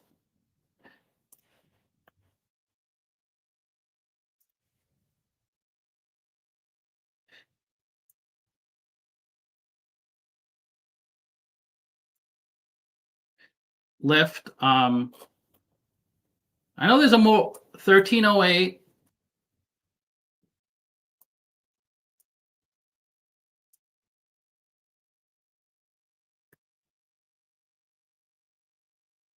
What's your opinion on Lyft versus Uber? Does anybody have a?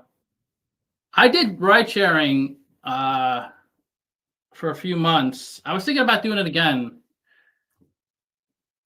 just to see, it was fun, something different, and sometimes you just get bored. If I retire, I think I would might do that more often because a good way to get out of the house. You get really lonely when you don't work. You'd be surprised. People think, oh, if I had a $10 million, I just wouldn't work. But it get really, really boring. So Lyft is up 13% for the year. Uber's up 26%.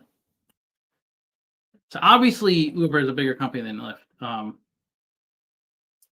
Both Lyft and Uber have great value. I don't know.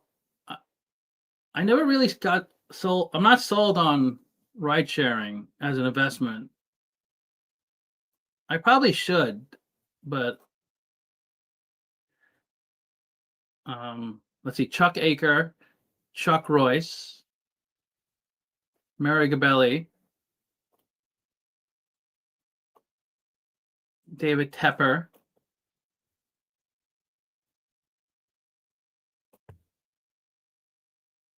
George Soros. But Uber is a long-term buy. It's a buy and hold. I think so. Yeah, I think it's a good investment.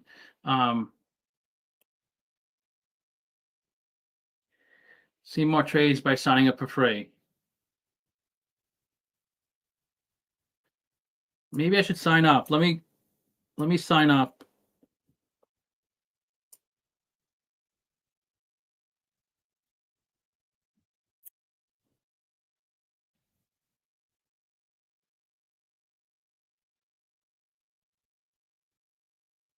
I thought it said sign up for free. Now it's asking me to pay $99 a year.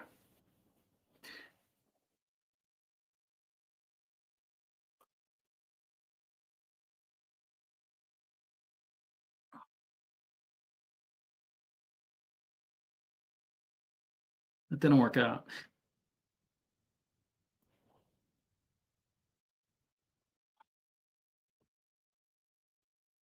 Okay, well, I did sign up, and it is giving me access to more.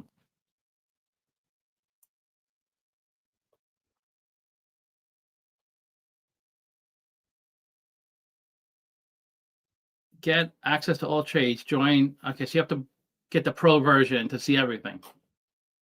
That's fine. We're looking at the biggest. His biggest holdings, his latest trades, his biggest wins. Maybe latest trades will be a little better. The options, we could look at options trading. That's what I meant with like having a batting average of like 200. That's why if you follow these people, you're obviously not going to buy every single stock they buy and sell every stock they sell, but there are going to be a lot of losers, a lot of stocks that don't make money. And it doesn't matter because a stock, the thing with stocks is it can't go below zero. So the worst you can do is just lose your investment 100%. But in terms of gaining, it's infinite. it could go as high as it could just keep going. So you don't have to lose on, you don't have to gain 100% as a max. You could gain 200%, 300%, 400%. When you lose, you could only lose 100%. I'm assuming we're not doing options, we're just buying stock. So you can't lose more than 100%. So that's why you don't need to have like a perfect batting average with stocks. You just need to have, so like I said, you get 20, 30% of your stocks are good, but you need to hold. You can't have a 200 batting average and sell stock after a few months. You have to, if you buy an NVIDIA, you have to sit on it until you get that 10, 20, 30x return. You can't sell it. Like if you put 10,000, which so many people do, which I can't blame them, they put 10,000 NVIDIA, and then say it's 50,000 in 1 year, and you're loving life. In 2 years, it's 30,000, and in 3 years, it's 60,000. So you might just sell it at 60,000. That's still a lot of time. Most people wouldn't hold it that long, and because it was down to 30 at one point after 50. So when it hits 60, you're like, okay, I don't want it to go back down again. But it was the fourth year that it went to 600,000.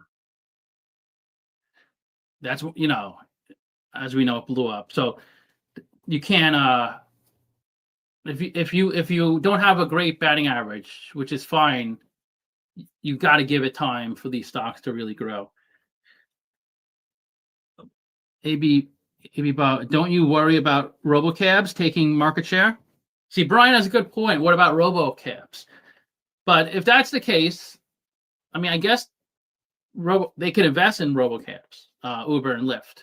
That would be a great, because right now Google, right, controls robo market. I mean, Tesla doesn't really have anything going on. It's all Google. So Google can just, instead of running their robotaxis, just sell it to Uber and Lyft and let them deal with the maintenance and running it and the headache. I think Uber will be a great beneficiary of robotaxi. They have a network already. But he has a good point, because I remember, like, I this example actually happened. So my father owned a video store. I remember it was like the early 80s, and we went to a video store, and it gave my father an idea to open a video store, because it was the coolest thing to be able to watch movies at home. It was kind of a new thing, because it was hard to watch movies at home unless it happened to be on TV, a movie that you wanted to watch, which wasn't that likely. You had to go to a movie theater. So a video store they were real popular. Mom and pops were real popular. So I think in 1985 is when he got his first video store in Staten Island, and it was actually doing really well. He made a lot of money. It was busy, and so in 1988, he got his second store in New Jersey, and that did pretty well too. So you would think, oh yeah, it's a good investment. So even if there is competition, which there was, it was fine. There were two big problems. The number one problem was Blockbuster. So when Blockbuster came out, it kind of like took away all the mom and pop stores. A little history, if you didn't know this, but so what they did, their business model, Blockbuster, was they went to the mom and pop's video stores, like my father's store, and they said to my father, we want you to convert your store to a Blockbuster, so you can do exactly what you're doing, but just have the name Blockbuster and use our and pay us a royalty. and then a lot of video stores did convert to Blockbuster, but my father didn't, and he couldn't compete because he only had like maybe 3 copies of a video, even like popular videos, like 3 copies. So if those 3 were rented, it would be, you couldn't get it. But if you go to a Blockbuster, there could be up to 20 copies of a video. So it was just a lot more selection, more of each video. They were bigger, they were nicer. So it took a lot of his business away.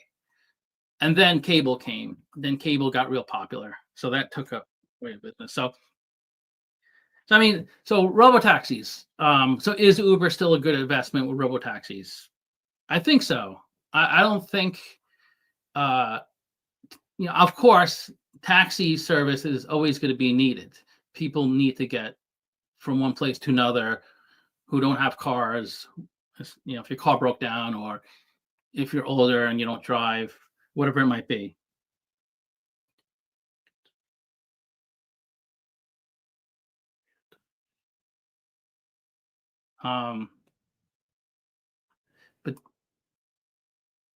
But that's the way, like, robotaxi market. This is kind of like the due diligence you need to do to have an idea if you want to continue investing in a Tesla or Uber, or just go straight to Google. You got to see who has the market share. So robotaxi market share by 2030 is $45 billion. But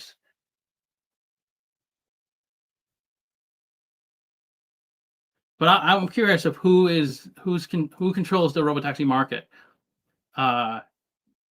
Is it pretty much Waymo, Google? Waymo dominate U.S. company, but Tesla and Amazon, Zoox, Loom.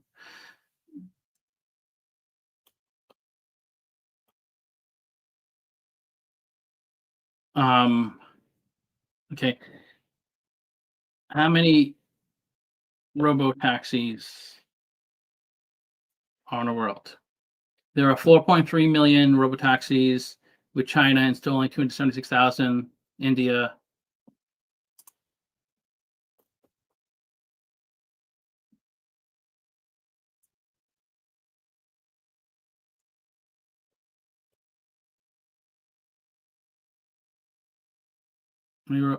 Robotaxis.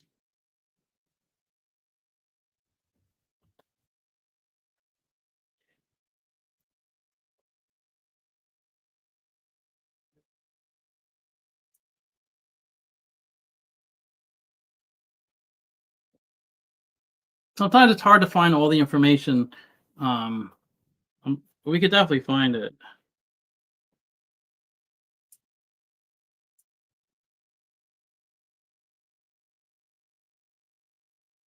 There must be a good website that provides this information. Robotaxi stats by revenue and facts.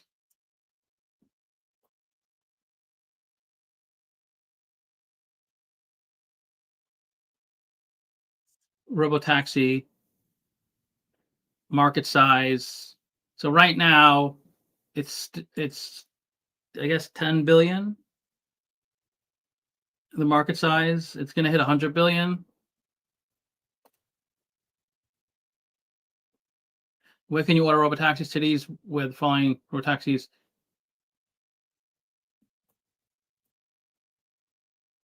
Does anybody know? Is it Waymo? Are they just control? That's what I think, but I could be off. Miles per crash.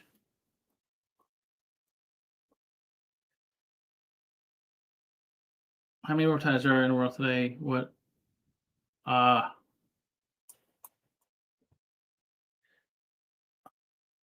Percent of market for Waymo.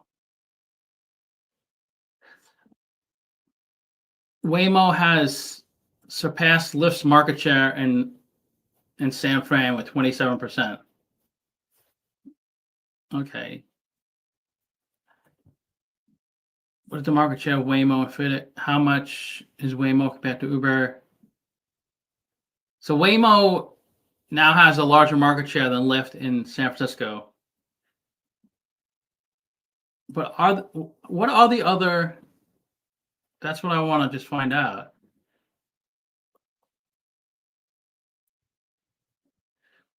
Okay. Does anybody know? I mean, it's so hard to find this stuff.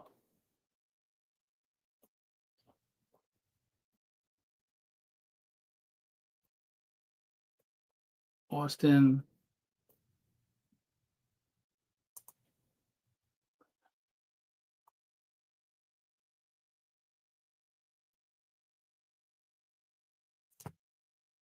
Waymo is where they are at. We're basically 300 in San Francisco. Waymo's quickly taking more share than I expected.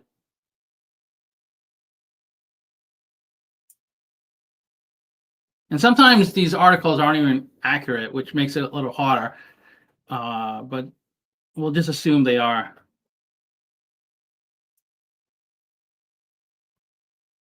Waymo.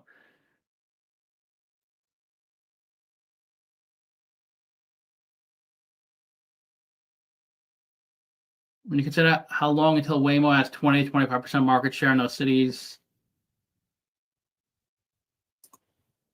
every account I see of Waymo from first-time riders is that I love it.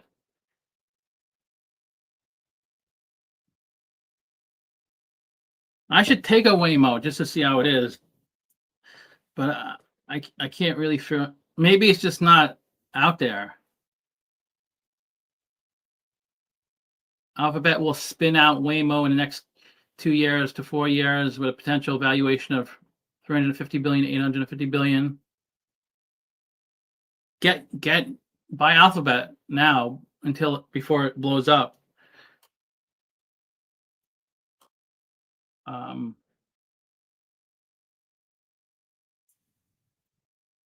Who makes robo taxis besides Waymo?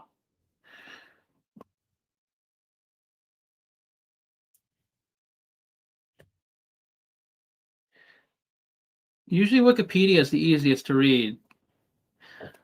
Ask ChatGPT or Gemini makes your life easier. I don't actually have ChatGPT. I'll just download it. I don't think I've ever.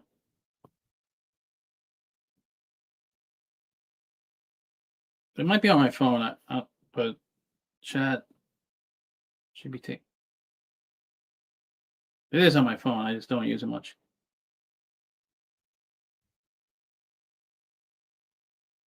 Okay. Who makes what companies manufacture robo taxis? I don't know the exact question to ask. I feel like I'm not gonna. What companies manufacture? Several companies. Here's a list of the major players: Waymo, Cruise, General Motors. They did suspend operations as of late 2023. Zoox, Amazon, they're testing. So the way I thought of it is that the only company that has robo taxis is Waymo. I don't know any other company that is. I'm talking about the U.S. I don't know about China. I'm sure there's companies, but in the U.S., Waymo is the most prominent provider operating in San Francisco. 2024 study indicated an 85% reduction. So I guess it's just Waymo.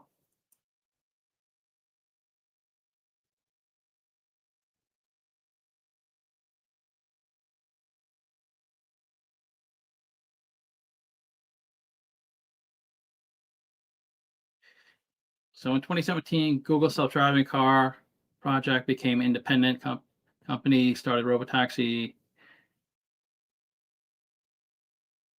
By 2019, the service is operating autonomous. In December 2020, the company applied for permit. So I guess it's pretty much Waymo. Let me ask the direct question. Besides Waymo,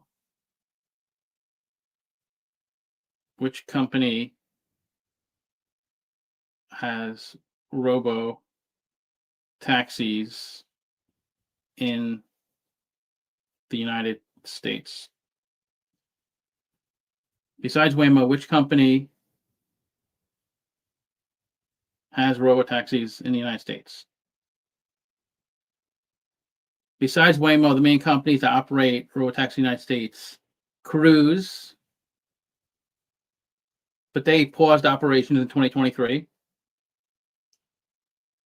Motional, only in Las Vegas. They're testing with ride-hailing partners. Zoox, which is Amazon, they're testing in Las Vegas and California. Pony AI. So it's just Waymo. So who's going to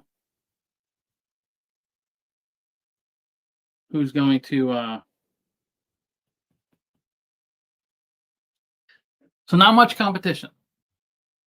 So I don't think Uber is at risk of getting pushed out of the market, but of course Amazon and Tesla are hot on their heels, so they're going to be pushing out a lot of robotaxis also. But does Uber buy?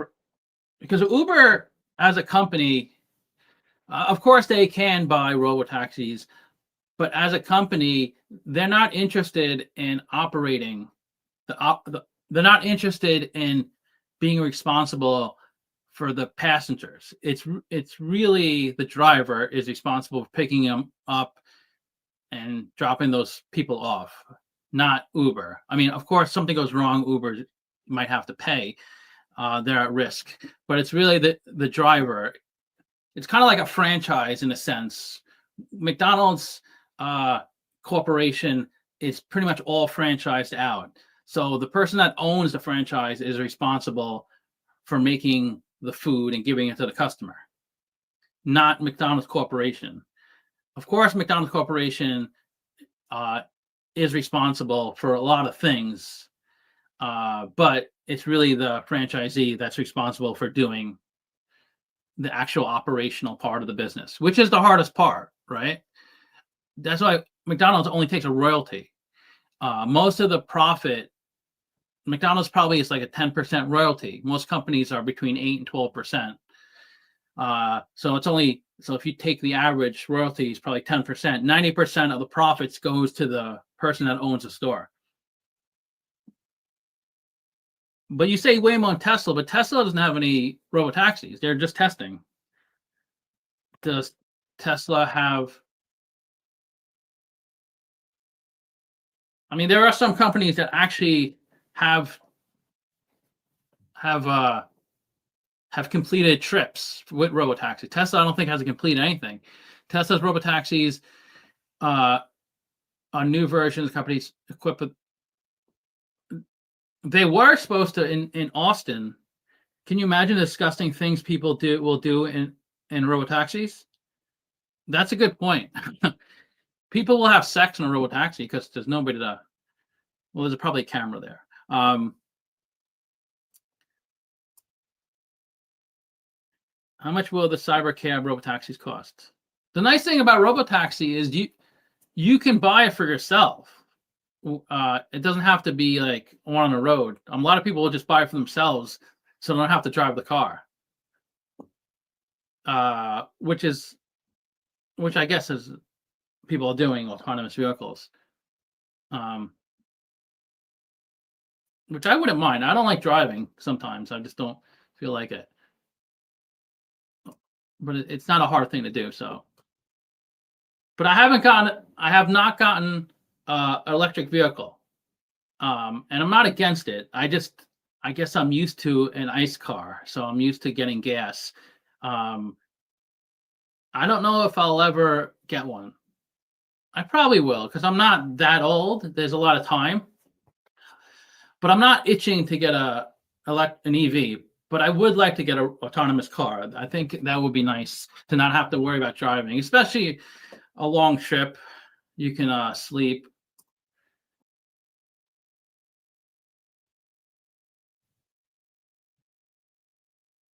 but it seems like what other Chat GBT? It's on my phone somewhere. I gotta figure out which. Oh, here it is. I guess I'll start using it. I don't know why I don't use it.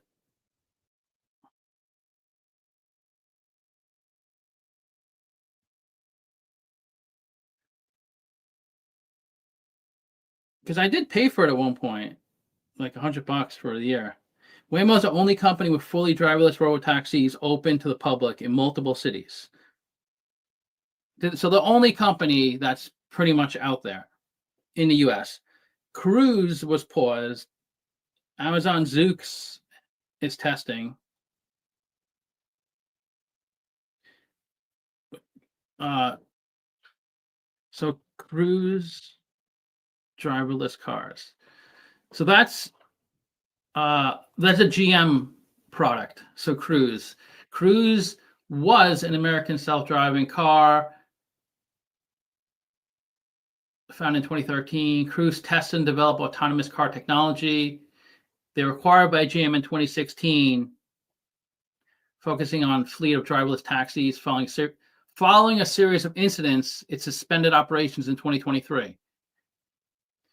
It's so much safer an autonomous car than a regular car, because regular cars, people get into accidents. People don't focus, they doze off, or they just make a mistake or whatever. So much safer. Driverless is much safer. But the problem is, if there's even one accident in a driverless car, then people go nuts and they're like, oh, it doesn't work. They won't get into one. But if there's 100 accidents in a regular car, in the same, if every driverless accident, there's probably like 100 driver accidents. But they always say, well, it's the driver's fault in those driver accidents. I wouldn't make that mistake. But if I was in an autonomous car and it got to an accident, I could have controlled it if I was driving. Which you could if an autonomous car makes a mistake, like runs a red light or something, you could interfere with it. I'm not sure. But anyway, December 2024, GM stopped funding Cruise, was to be incorporated into because of the accidents. So how many accidents were there? Yeah, Tesla is poised to scale very fast. That is true. Once testing is successful, things like that.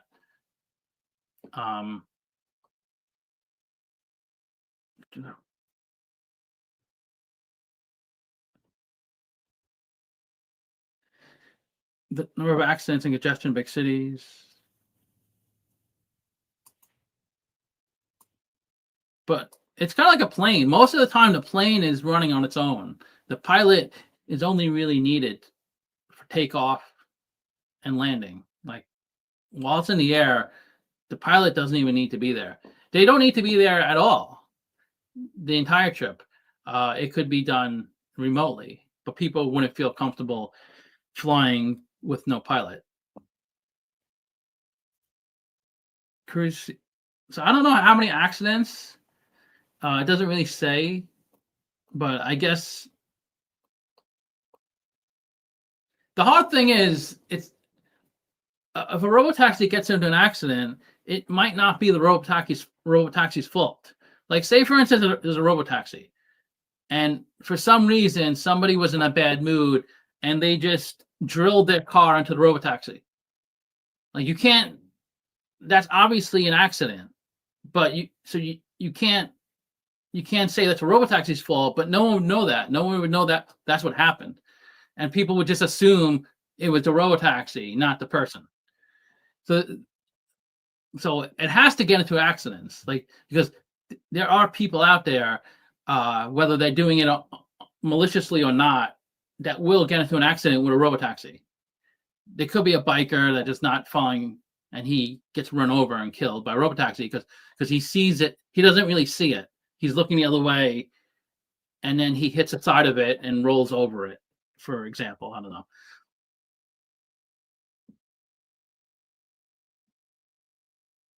But it is a premature topic in terms of like how do we invest for it.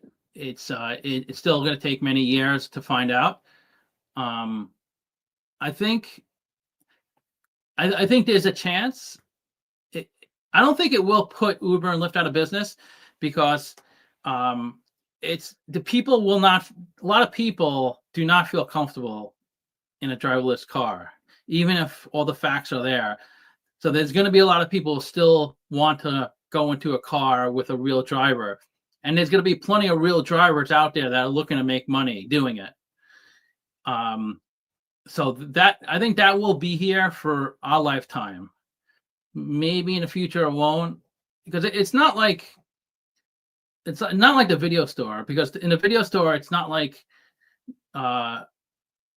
it's so much easier just to go onto the TV right now and just find a movie, and you could buy it for $3-4. Like, it's not like the video store. The movie is better.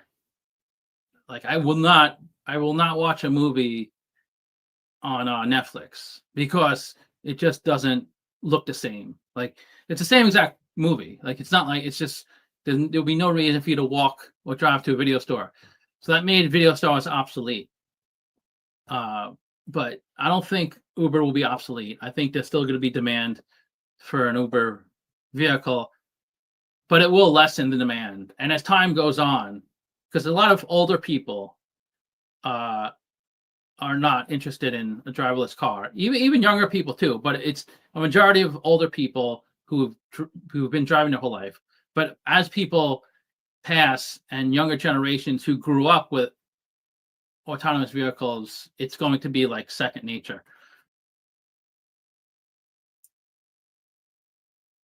But I still think there's still plenty of upside with an Uber and Lyft. As a long term, 10 years from now, I'm not 100%, but I definitely think in the next several years, they're going to be around for a long haul. But Tesla is poised to scale. You sound like Elon. Elon's been saying this for 5 years, that it's right around the corner, robotaxis, and nothing has come out of it. It's just all noise. But I know they're getting close.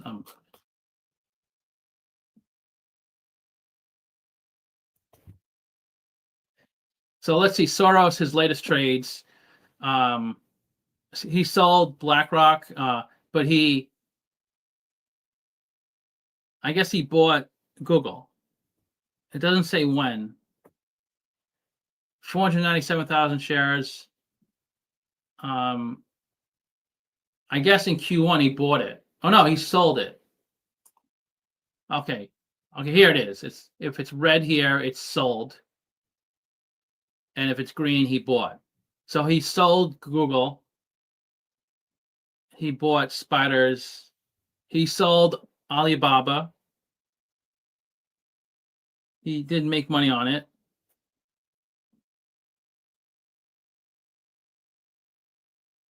He sold whatever this is, JD.com, Crane.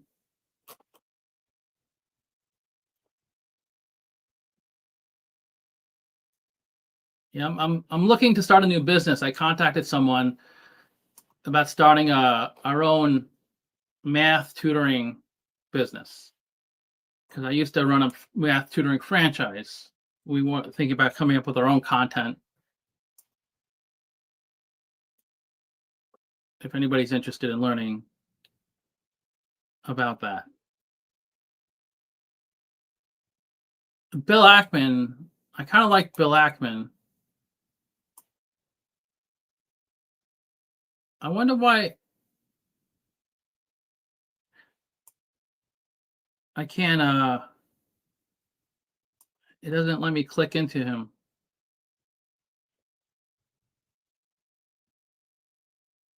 I think maybe I can't look at any more because I looked at too many.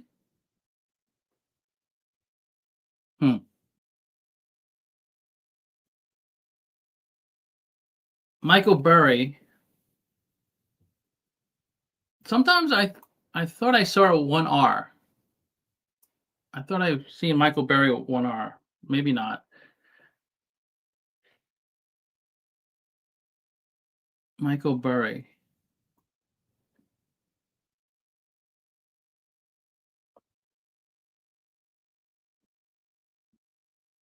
Oh, it doesn't matter.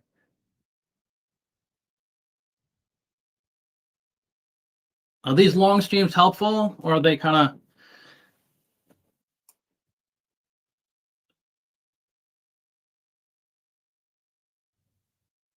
Okay, so let's see what he's doing. Okay, his biggest holdings, he's pretty much all Estee Lauder. 96% Estee Lauder, and he sold everything else. So why is he all in on Estee Lauder?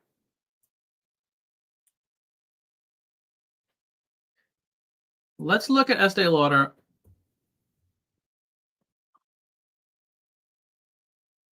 Now, somebody mentioned EL.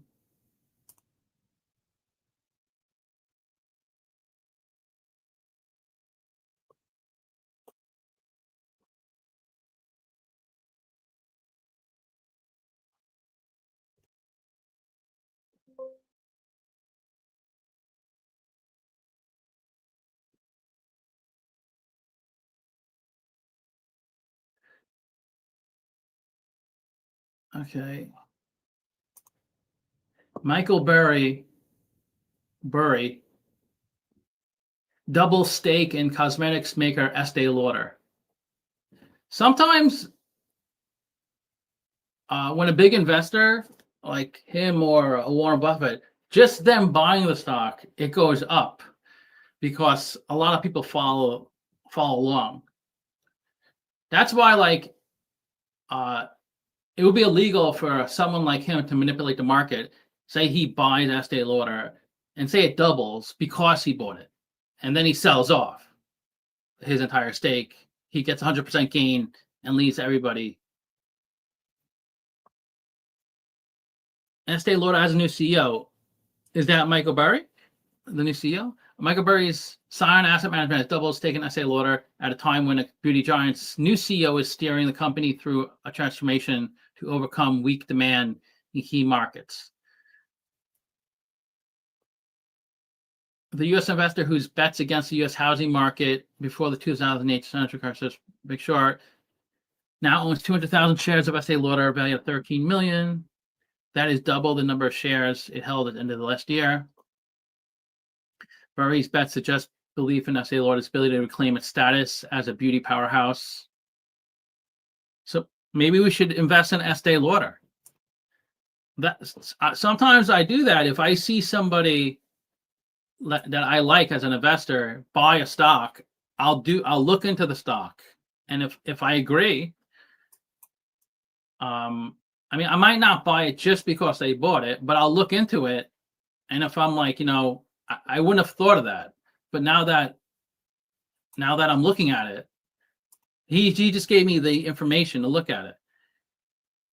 So it's trading at 67.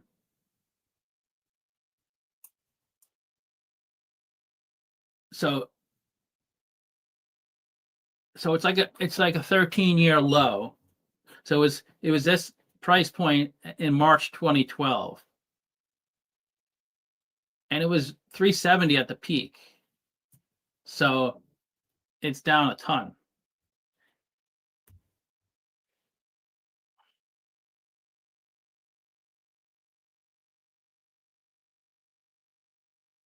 So it's down 82% from the peak at a 13-year low.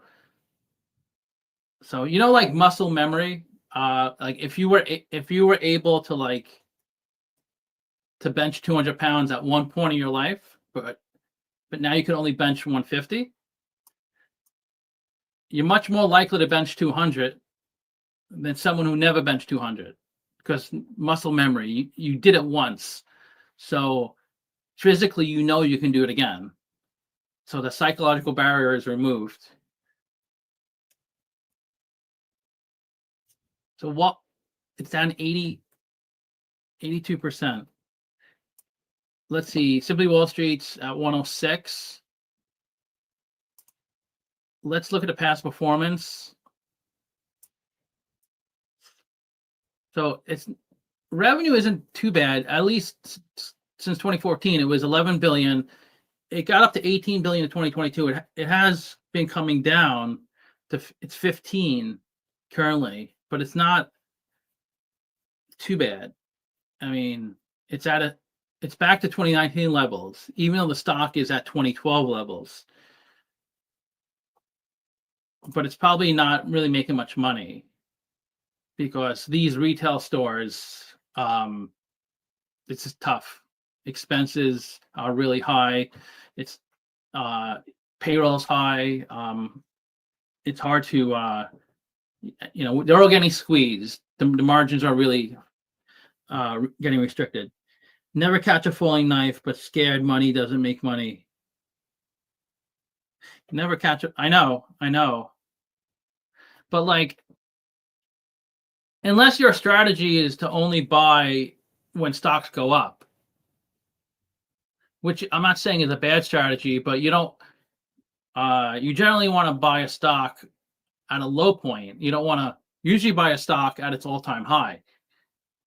Of course, I wish I bought NVIDIA at its all-time high 2 years ago because it ended up going up like 10x from that point. But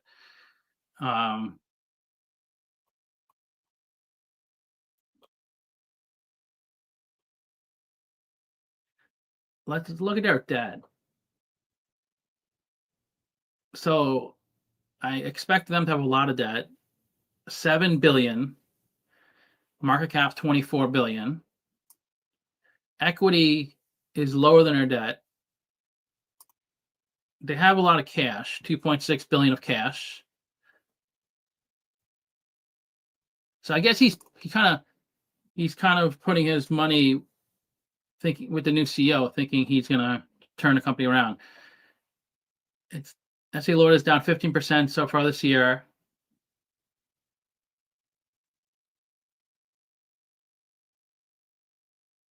He sold out of everything and just bought Estee Lauder.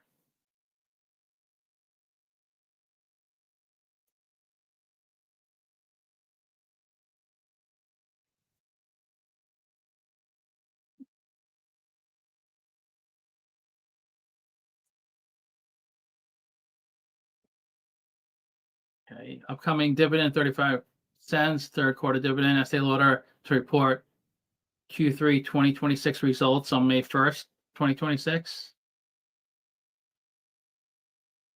Third quarter 25 earnings exceeds expectations.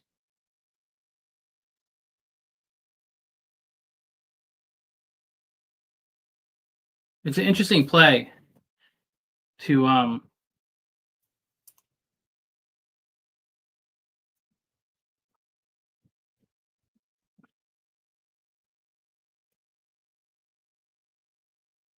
I guess we could try to do a DCF.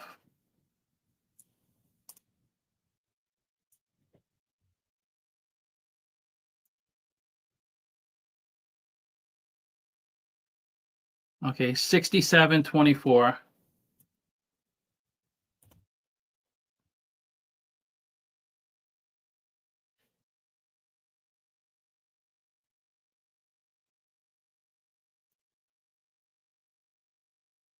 So free cash flow, the forecast is 1.3 billion.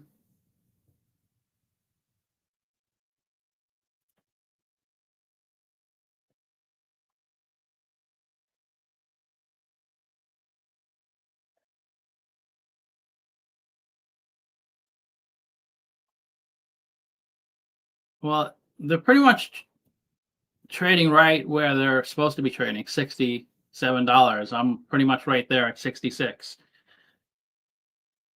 Barry is homosexual or a snowman trapped in one body. I've never heard of him being homosexual. Um, Actually, I never heard much about his personal life.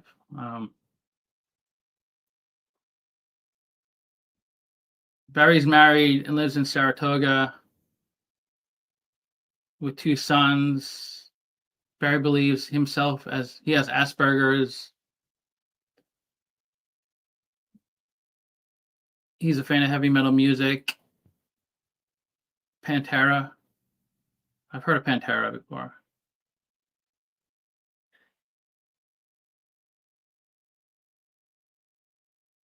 I don't think so. It doesn't say if he's married to a man or woman. I assume it's a woman if he has kids, but that doesn't mean he has to have kids. Uh,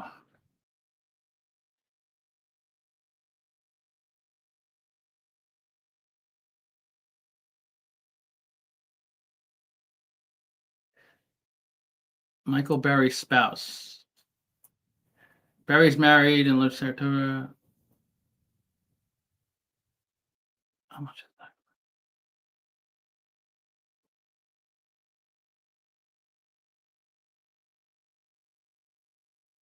I don't, I don't really care that much, but it looks like it's a woman. Melissa Berry.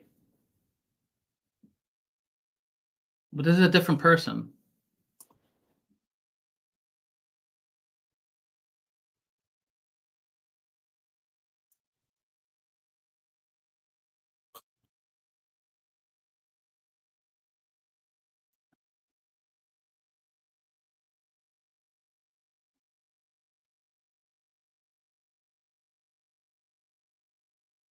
Michael Berry dumped almost everything and loaded up on.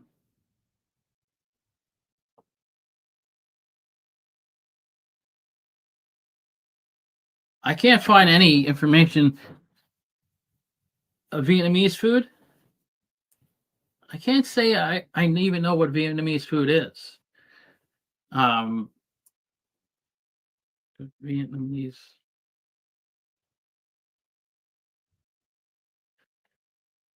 I'm sure I've been to some, but Saigon. I mean, if you said like certain even Ethiopian food, I've been to Ethiopian restaurants. Those are really good. Um, obviously Chinese, Thai, Thai food is my favorite. I'm sure I've been of pho. Okay, so yeah, I have had pho. Definitely a familiar pho. I didn't know that was Vietnamese.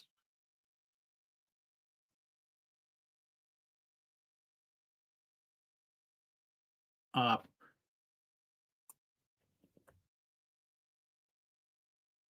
if anybody lives in the Bay Area, let me know. We can get some pho.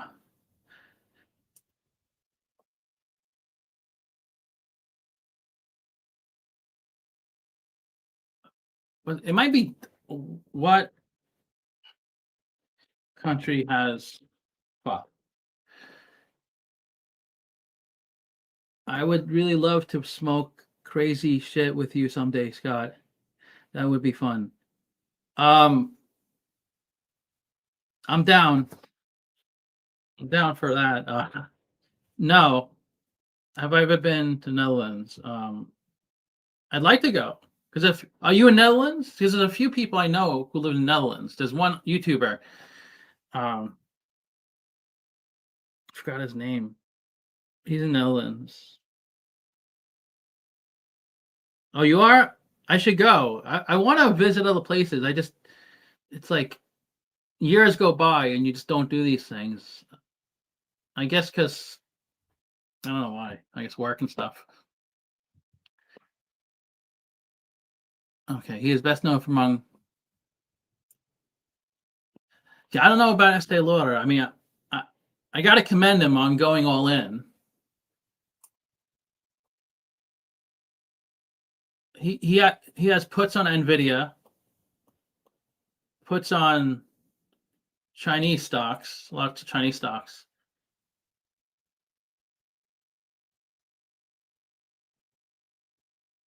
Don't go to down Amsterdam though; it sucks there.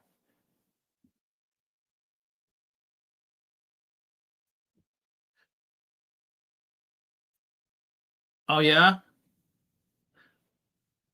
I mean, I'm not that interested in what they offer. I mean, I'd probably go to Amsterdam to like have dinner or something, but I'm not really that interested in smoking or having edibles or obviously or prostitutes. I'm not really that interested in any of that stuff. Maybe when I was younger. Uh, Bailey Gifford, I know, is pretty popular. Tiger, Chris Davis, Carl Icahn. I definitely know Carl Icahn.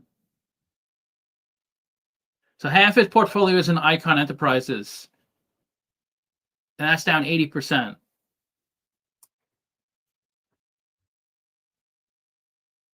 Damn, it stinks. I have to go to work tomorrow. You know, I sold my previous company, and I thought I would grow my YouTube channel. Like I didn't really think I was going to make a lot of money with YouTube, but in my first year on YouTube, it was growing. Like my very first month, I got like $100 in ad revenue. I could even tell you how much I have. Um, and I was getting sponsors.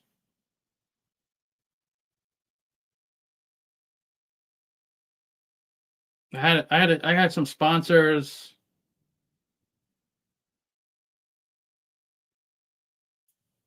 I know I kept track of it. I can't find where it is.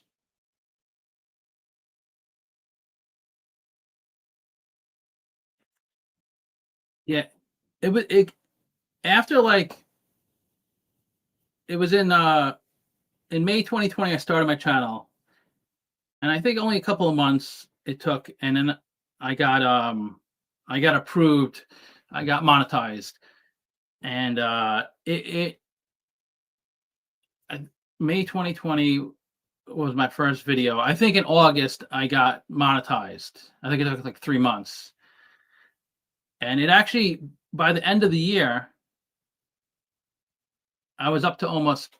I had a couple of months with $1,000 of ad revenue, and I had some sponsors. So there was one month I made like $3,000, and I was thinking if I just dedicate full time to this, I thought it would be. And I was getting burned out. I had the company for 10 years, and somebody would really wanted to buy it, so they made me a good offer. And I thought it'd be so much more fun because I like to do the YouTube thing a lot more. And then it wasn't growing at all. It ended up getting no more sponsors either after a while. I only really had a couple of sponsors, but they paid me $500 per video. And then it was like I wasn't really growing much at all. Like in the beginning I was getting like 20 or 30 members a day, subscribers a day. Like I was getting 500 a month in the beginning. And then I was getting just like a couple hundred a month, and ad revenue went down to like maybe $300, but some months like even $150. So not that I was doing it for the money. Well, in a sense I was, but it was just it wasn't fun anymore. After a couple of years, I was making every day making video. Love to read about the old days when Icahn were running things. But it didn't work out, I guess, whatever. But I still have it, so maybe it'll get back. I don't know. This is a weird stock, the Icahn. It pays a lot of dividends, I think. 24% dividend yield.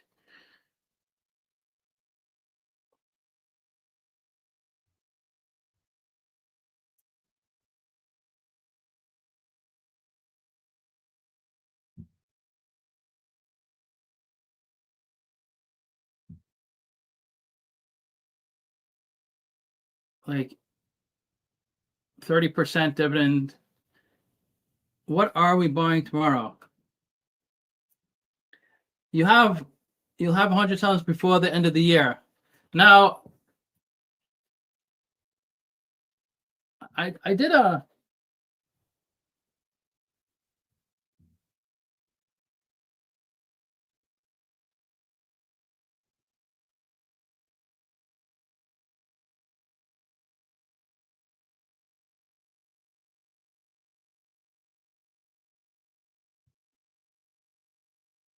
like I'll like to get 10,000 subs. It took 219 days, so about 7 months. So the next 10,000, so up to 20,000, it took 260 days. And then 30,000. So I was really into it. It took 147 days. This is when I was really into it, when it was like between like 20 and 30,000. Seemed like it was going well. And 40,000, it took, so for the next 10,000, it took 842 days. So it took over 2 years. And now it's like some days it's going down. So I don't even know. It's just not growing at all. So, and I don't really get as many views as I used to. So that's just how it is with YouTube. Like, you could be doing the same exact thing, and if the algorithm is not in your favor, and I don't have people watching my videos like over and over, or watching them full length, because it's not like it's a fun video where you can just keep watching over and over. It's more kind of like serious, not like a prank channel. DMT. DMT is a psychedelic. I've heard of that.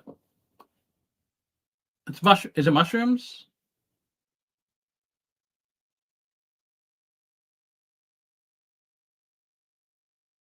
They what's that drug? Ketamine. Ketamine is prescribed. So you get ketamine prescribed to you. Is it like ketamine?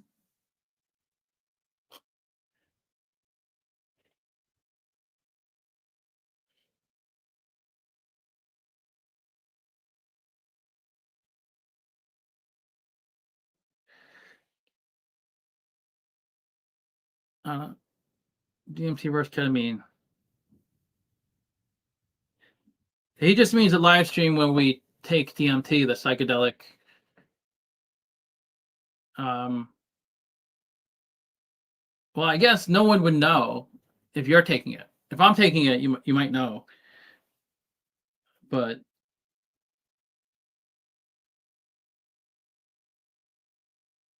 and it hasn't even grown since, it's been almost a year since I hit 40,000. It still hasn't really grown much. So it's pretty much not growing at all. But the thing is, it's kind of like a stock. It could be flat or even go down and then just shoot up. So I don't know. Hopefully one day it shoots back up. He owns a lot of CVR.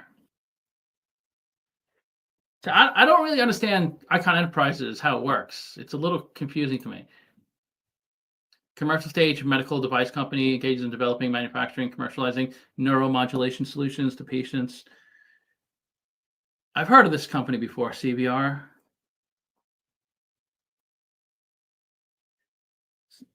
Damn it, there was that stock. I wish I would have dollar cost average in Palantir. I probably wouldn't have continued though. It still bothers me. I hate when people say, you have a lot of money, and why does it bother you if you don't? It just doesn't work that way. You can't just say, once you have something good in your life, then nothing ever upsets you ever again. like if you're single and you just want someone, you want to go out with somebody or marry somebody, and it bothers you, you can't say to someone who's married, like, why are you upset? You're married. You're married. You should be happy. You don't have to stress about. But it's not like you get married and therefore, okay, every fight I have with my spouse, it doesn't bother me at all just because I'm so happy I have a spouse.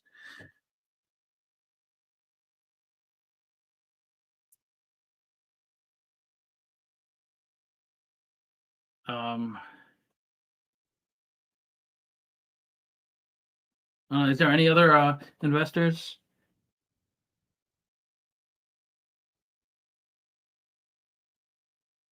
Bruce Berkowitz, the son of Sam. That was David Berkowitz.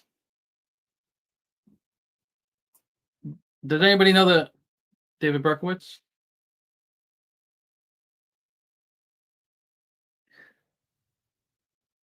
The son of Sam? He actually looked a lot like my father. Um, that's why I always remember him, David Berkowitz. Like he looked a lot like my father's a lot older now, but like very in some pictures very similar to my father, which is funny. I mean, when he was a known when he when people knew about him, I didn't realize at the time because I didn't well, since a kid I didn't even but now that I see photos of him, it's kind of funny. Um so Bruce Berkowitz, Saint Joe, that's up 127%. Berkshire, he owns 1.7% of his portfolio is Berkshire. He bought in at 230. That's at 406. He did sell some shares. Berkeley, ET, he owns ET. That's good to see. Class A Berkshire, he got in at 270. That was in 2020. So he got in at the pullback. Like it was because I got in at I bought in 2017. I bought at 260 in 2017, and I was up a good amount in 2019, and then COVID it brought it down to my buying price. I think it fell below my buying price.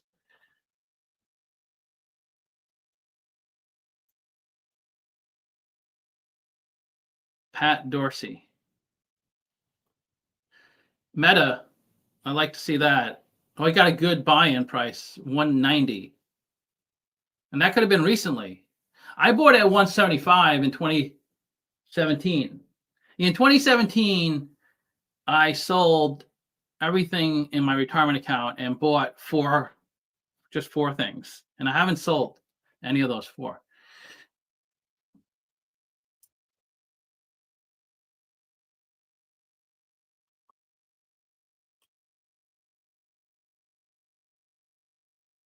Well, those four are Berkshire.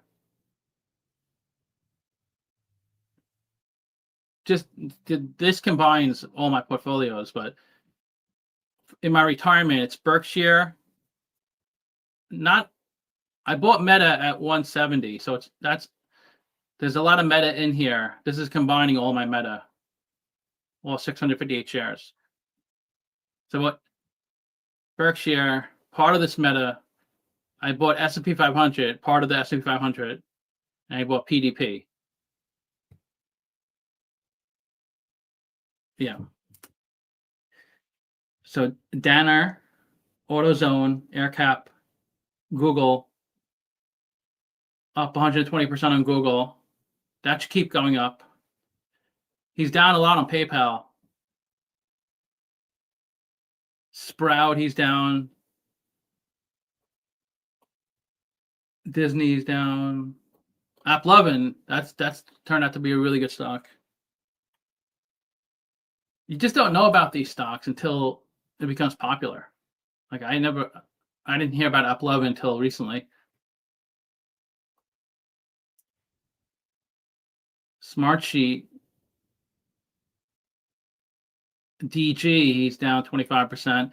Roku, he's down. Descartes, AppLovin sounds. Yeah, I think of that too. AppLovin, McLovin.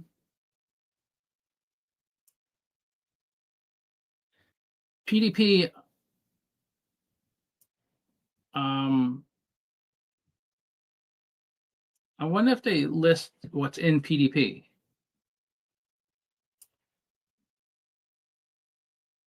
It's like a mid cap ETF.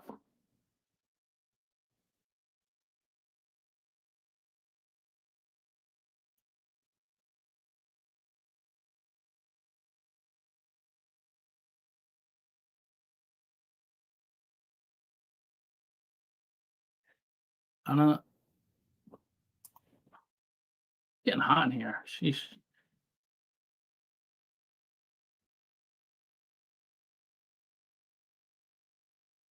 Oh, that's his company, Dorsey.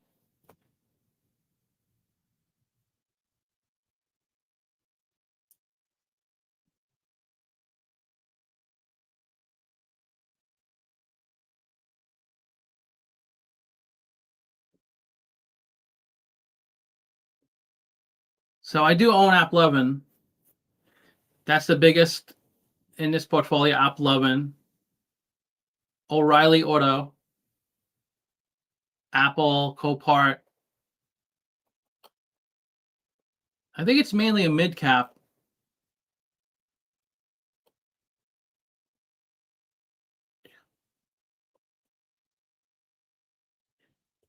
It's a 26% large cap, 20% mid cap, 13%. Yeah. AppLovin. Yelp, Chegg. Okay, this is almost 3 hours. So hopefully these long streams help the channel out. I'm adding maybe the more content, I guess, the better.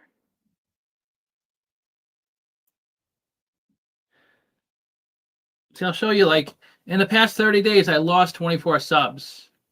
I don't know.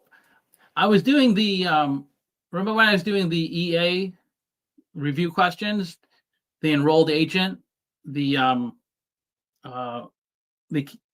enrolled agent, like the tax exam? Like I was doing live streams just going through those questions, and I lost subs. One day I lost 8 subs. I guess people didn't like it. Yesterday I gained 5, but yesterday I lost 2. Before that I gained 5. So you can see it's, I don't know.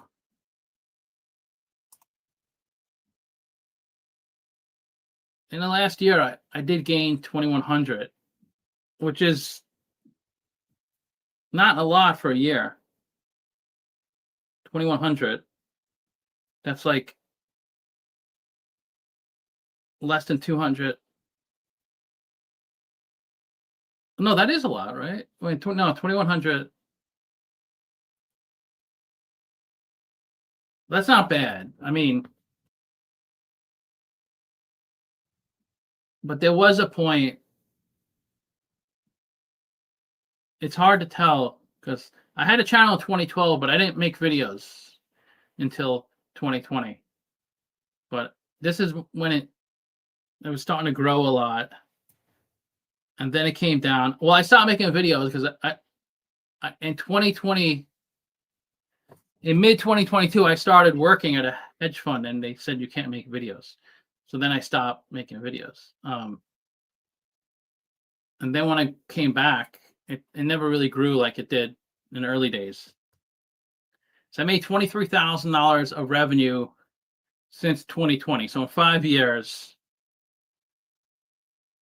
So I guess if you add sponsorships, maybe 30,000 in 5 years, so 6,000 a year. So $500 a month. It sounds like a lot. It can't. Is it that much? No, $30,000 over 60 months.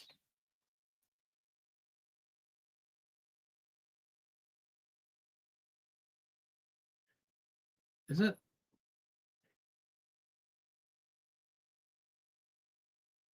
It's $500 a month. That sounds high. I didn't think it'd be that high.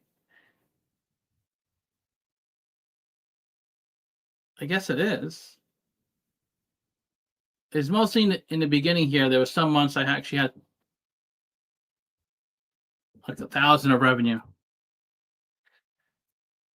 Okay. Well, it's a long stream. Well, thanks for joining. Maybe I'll do a stream next weekend. Tomorrow, hopefully you'll make a lot of money. Okay. Talk to you later.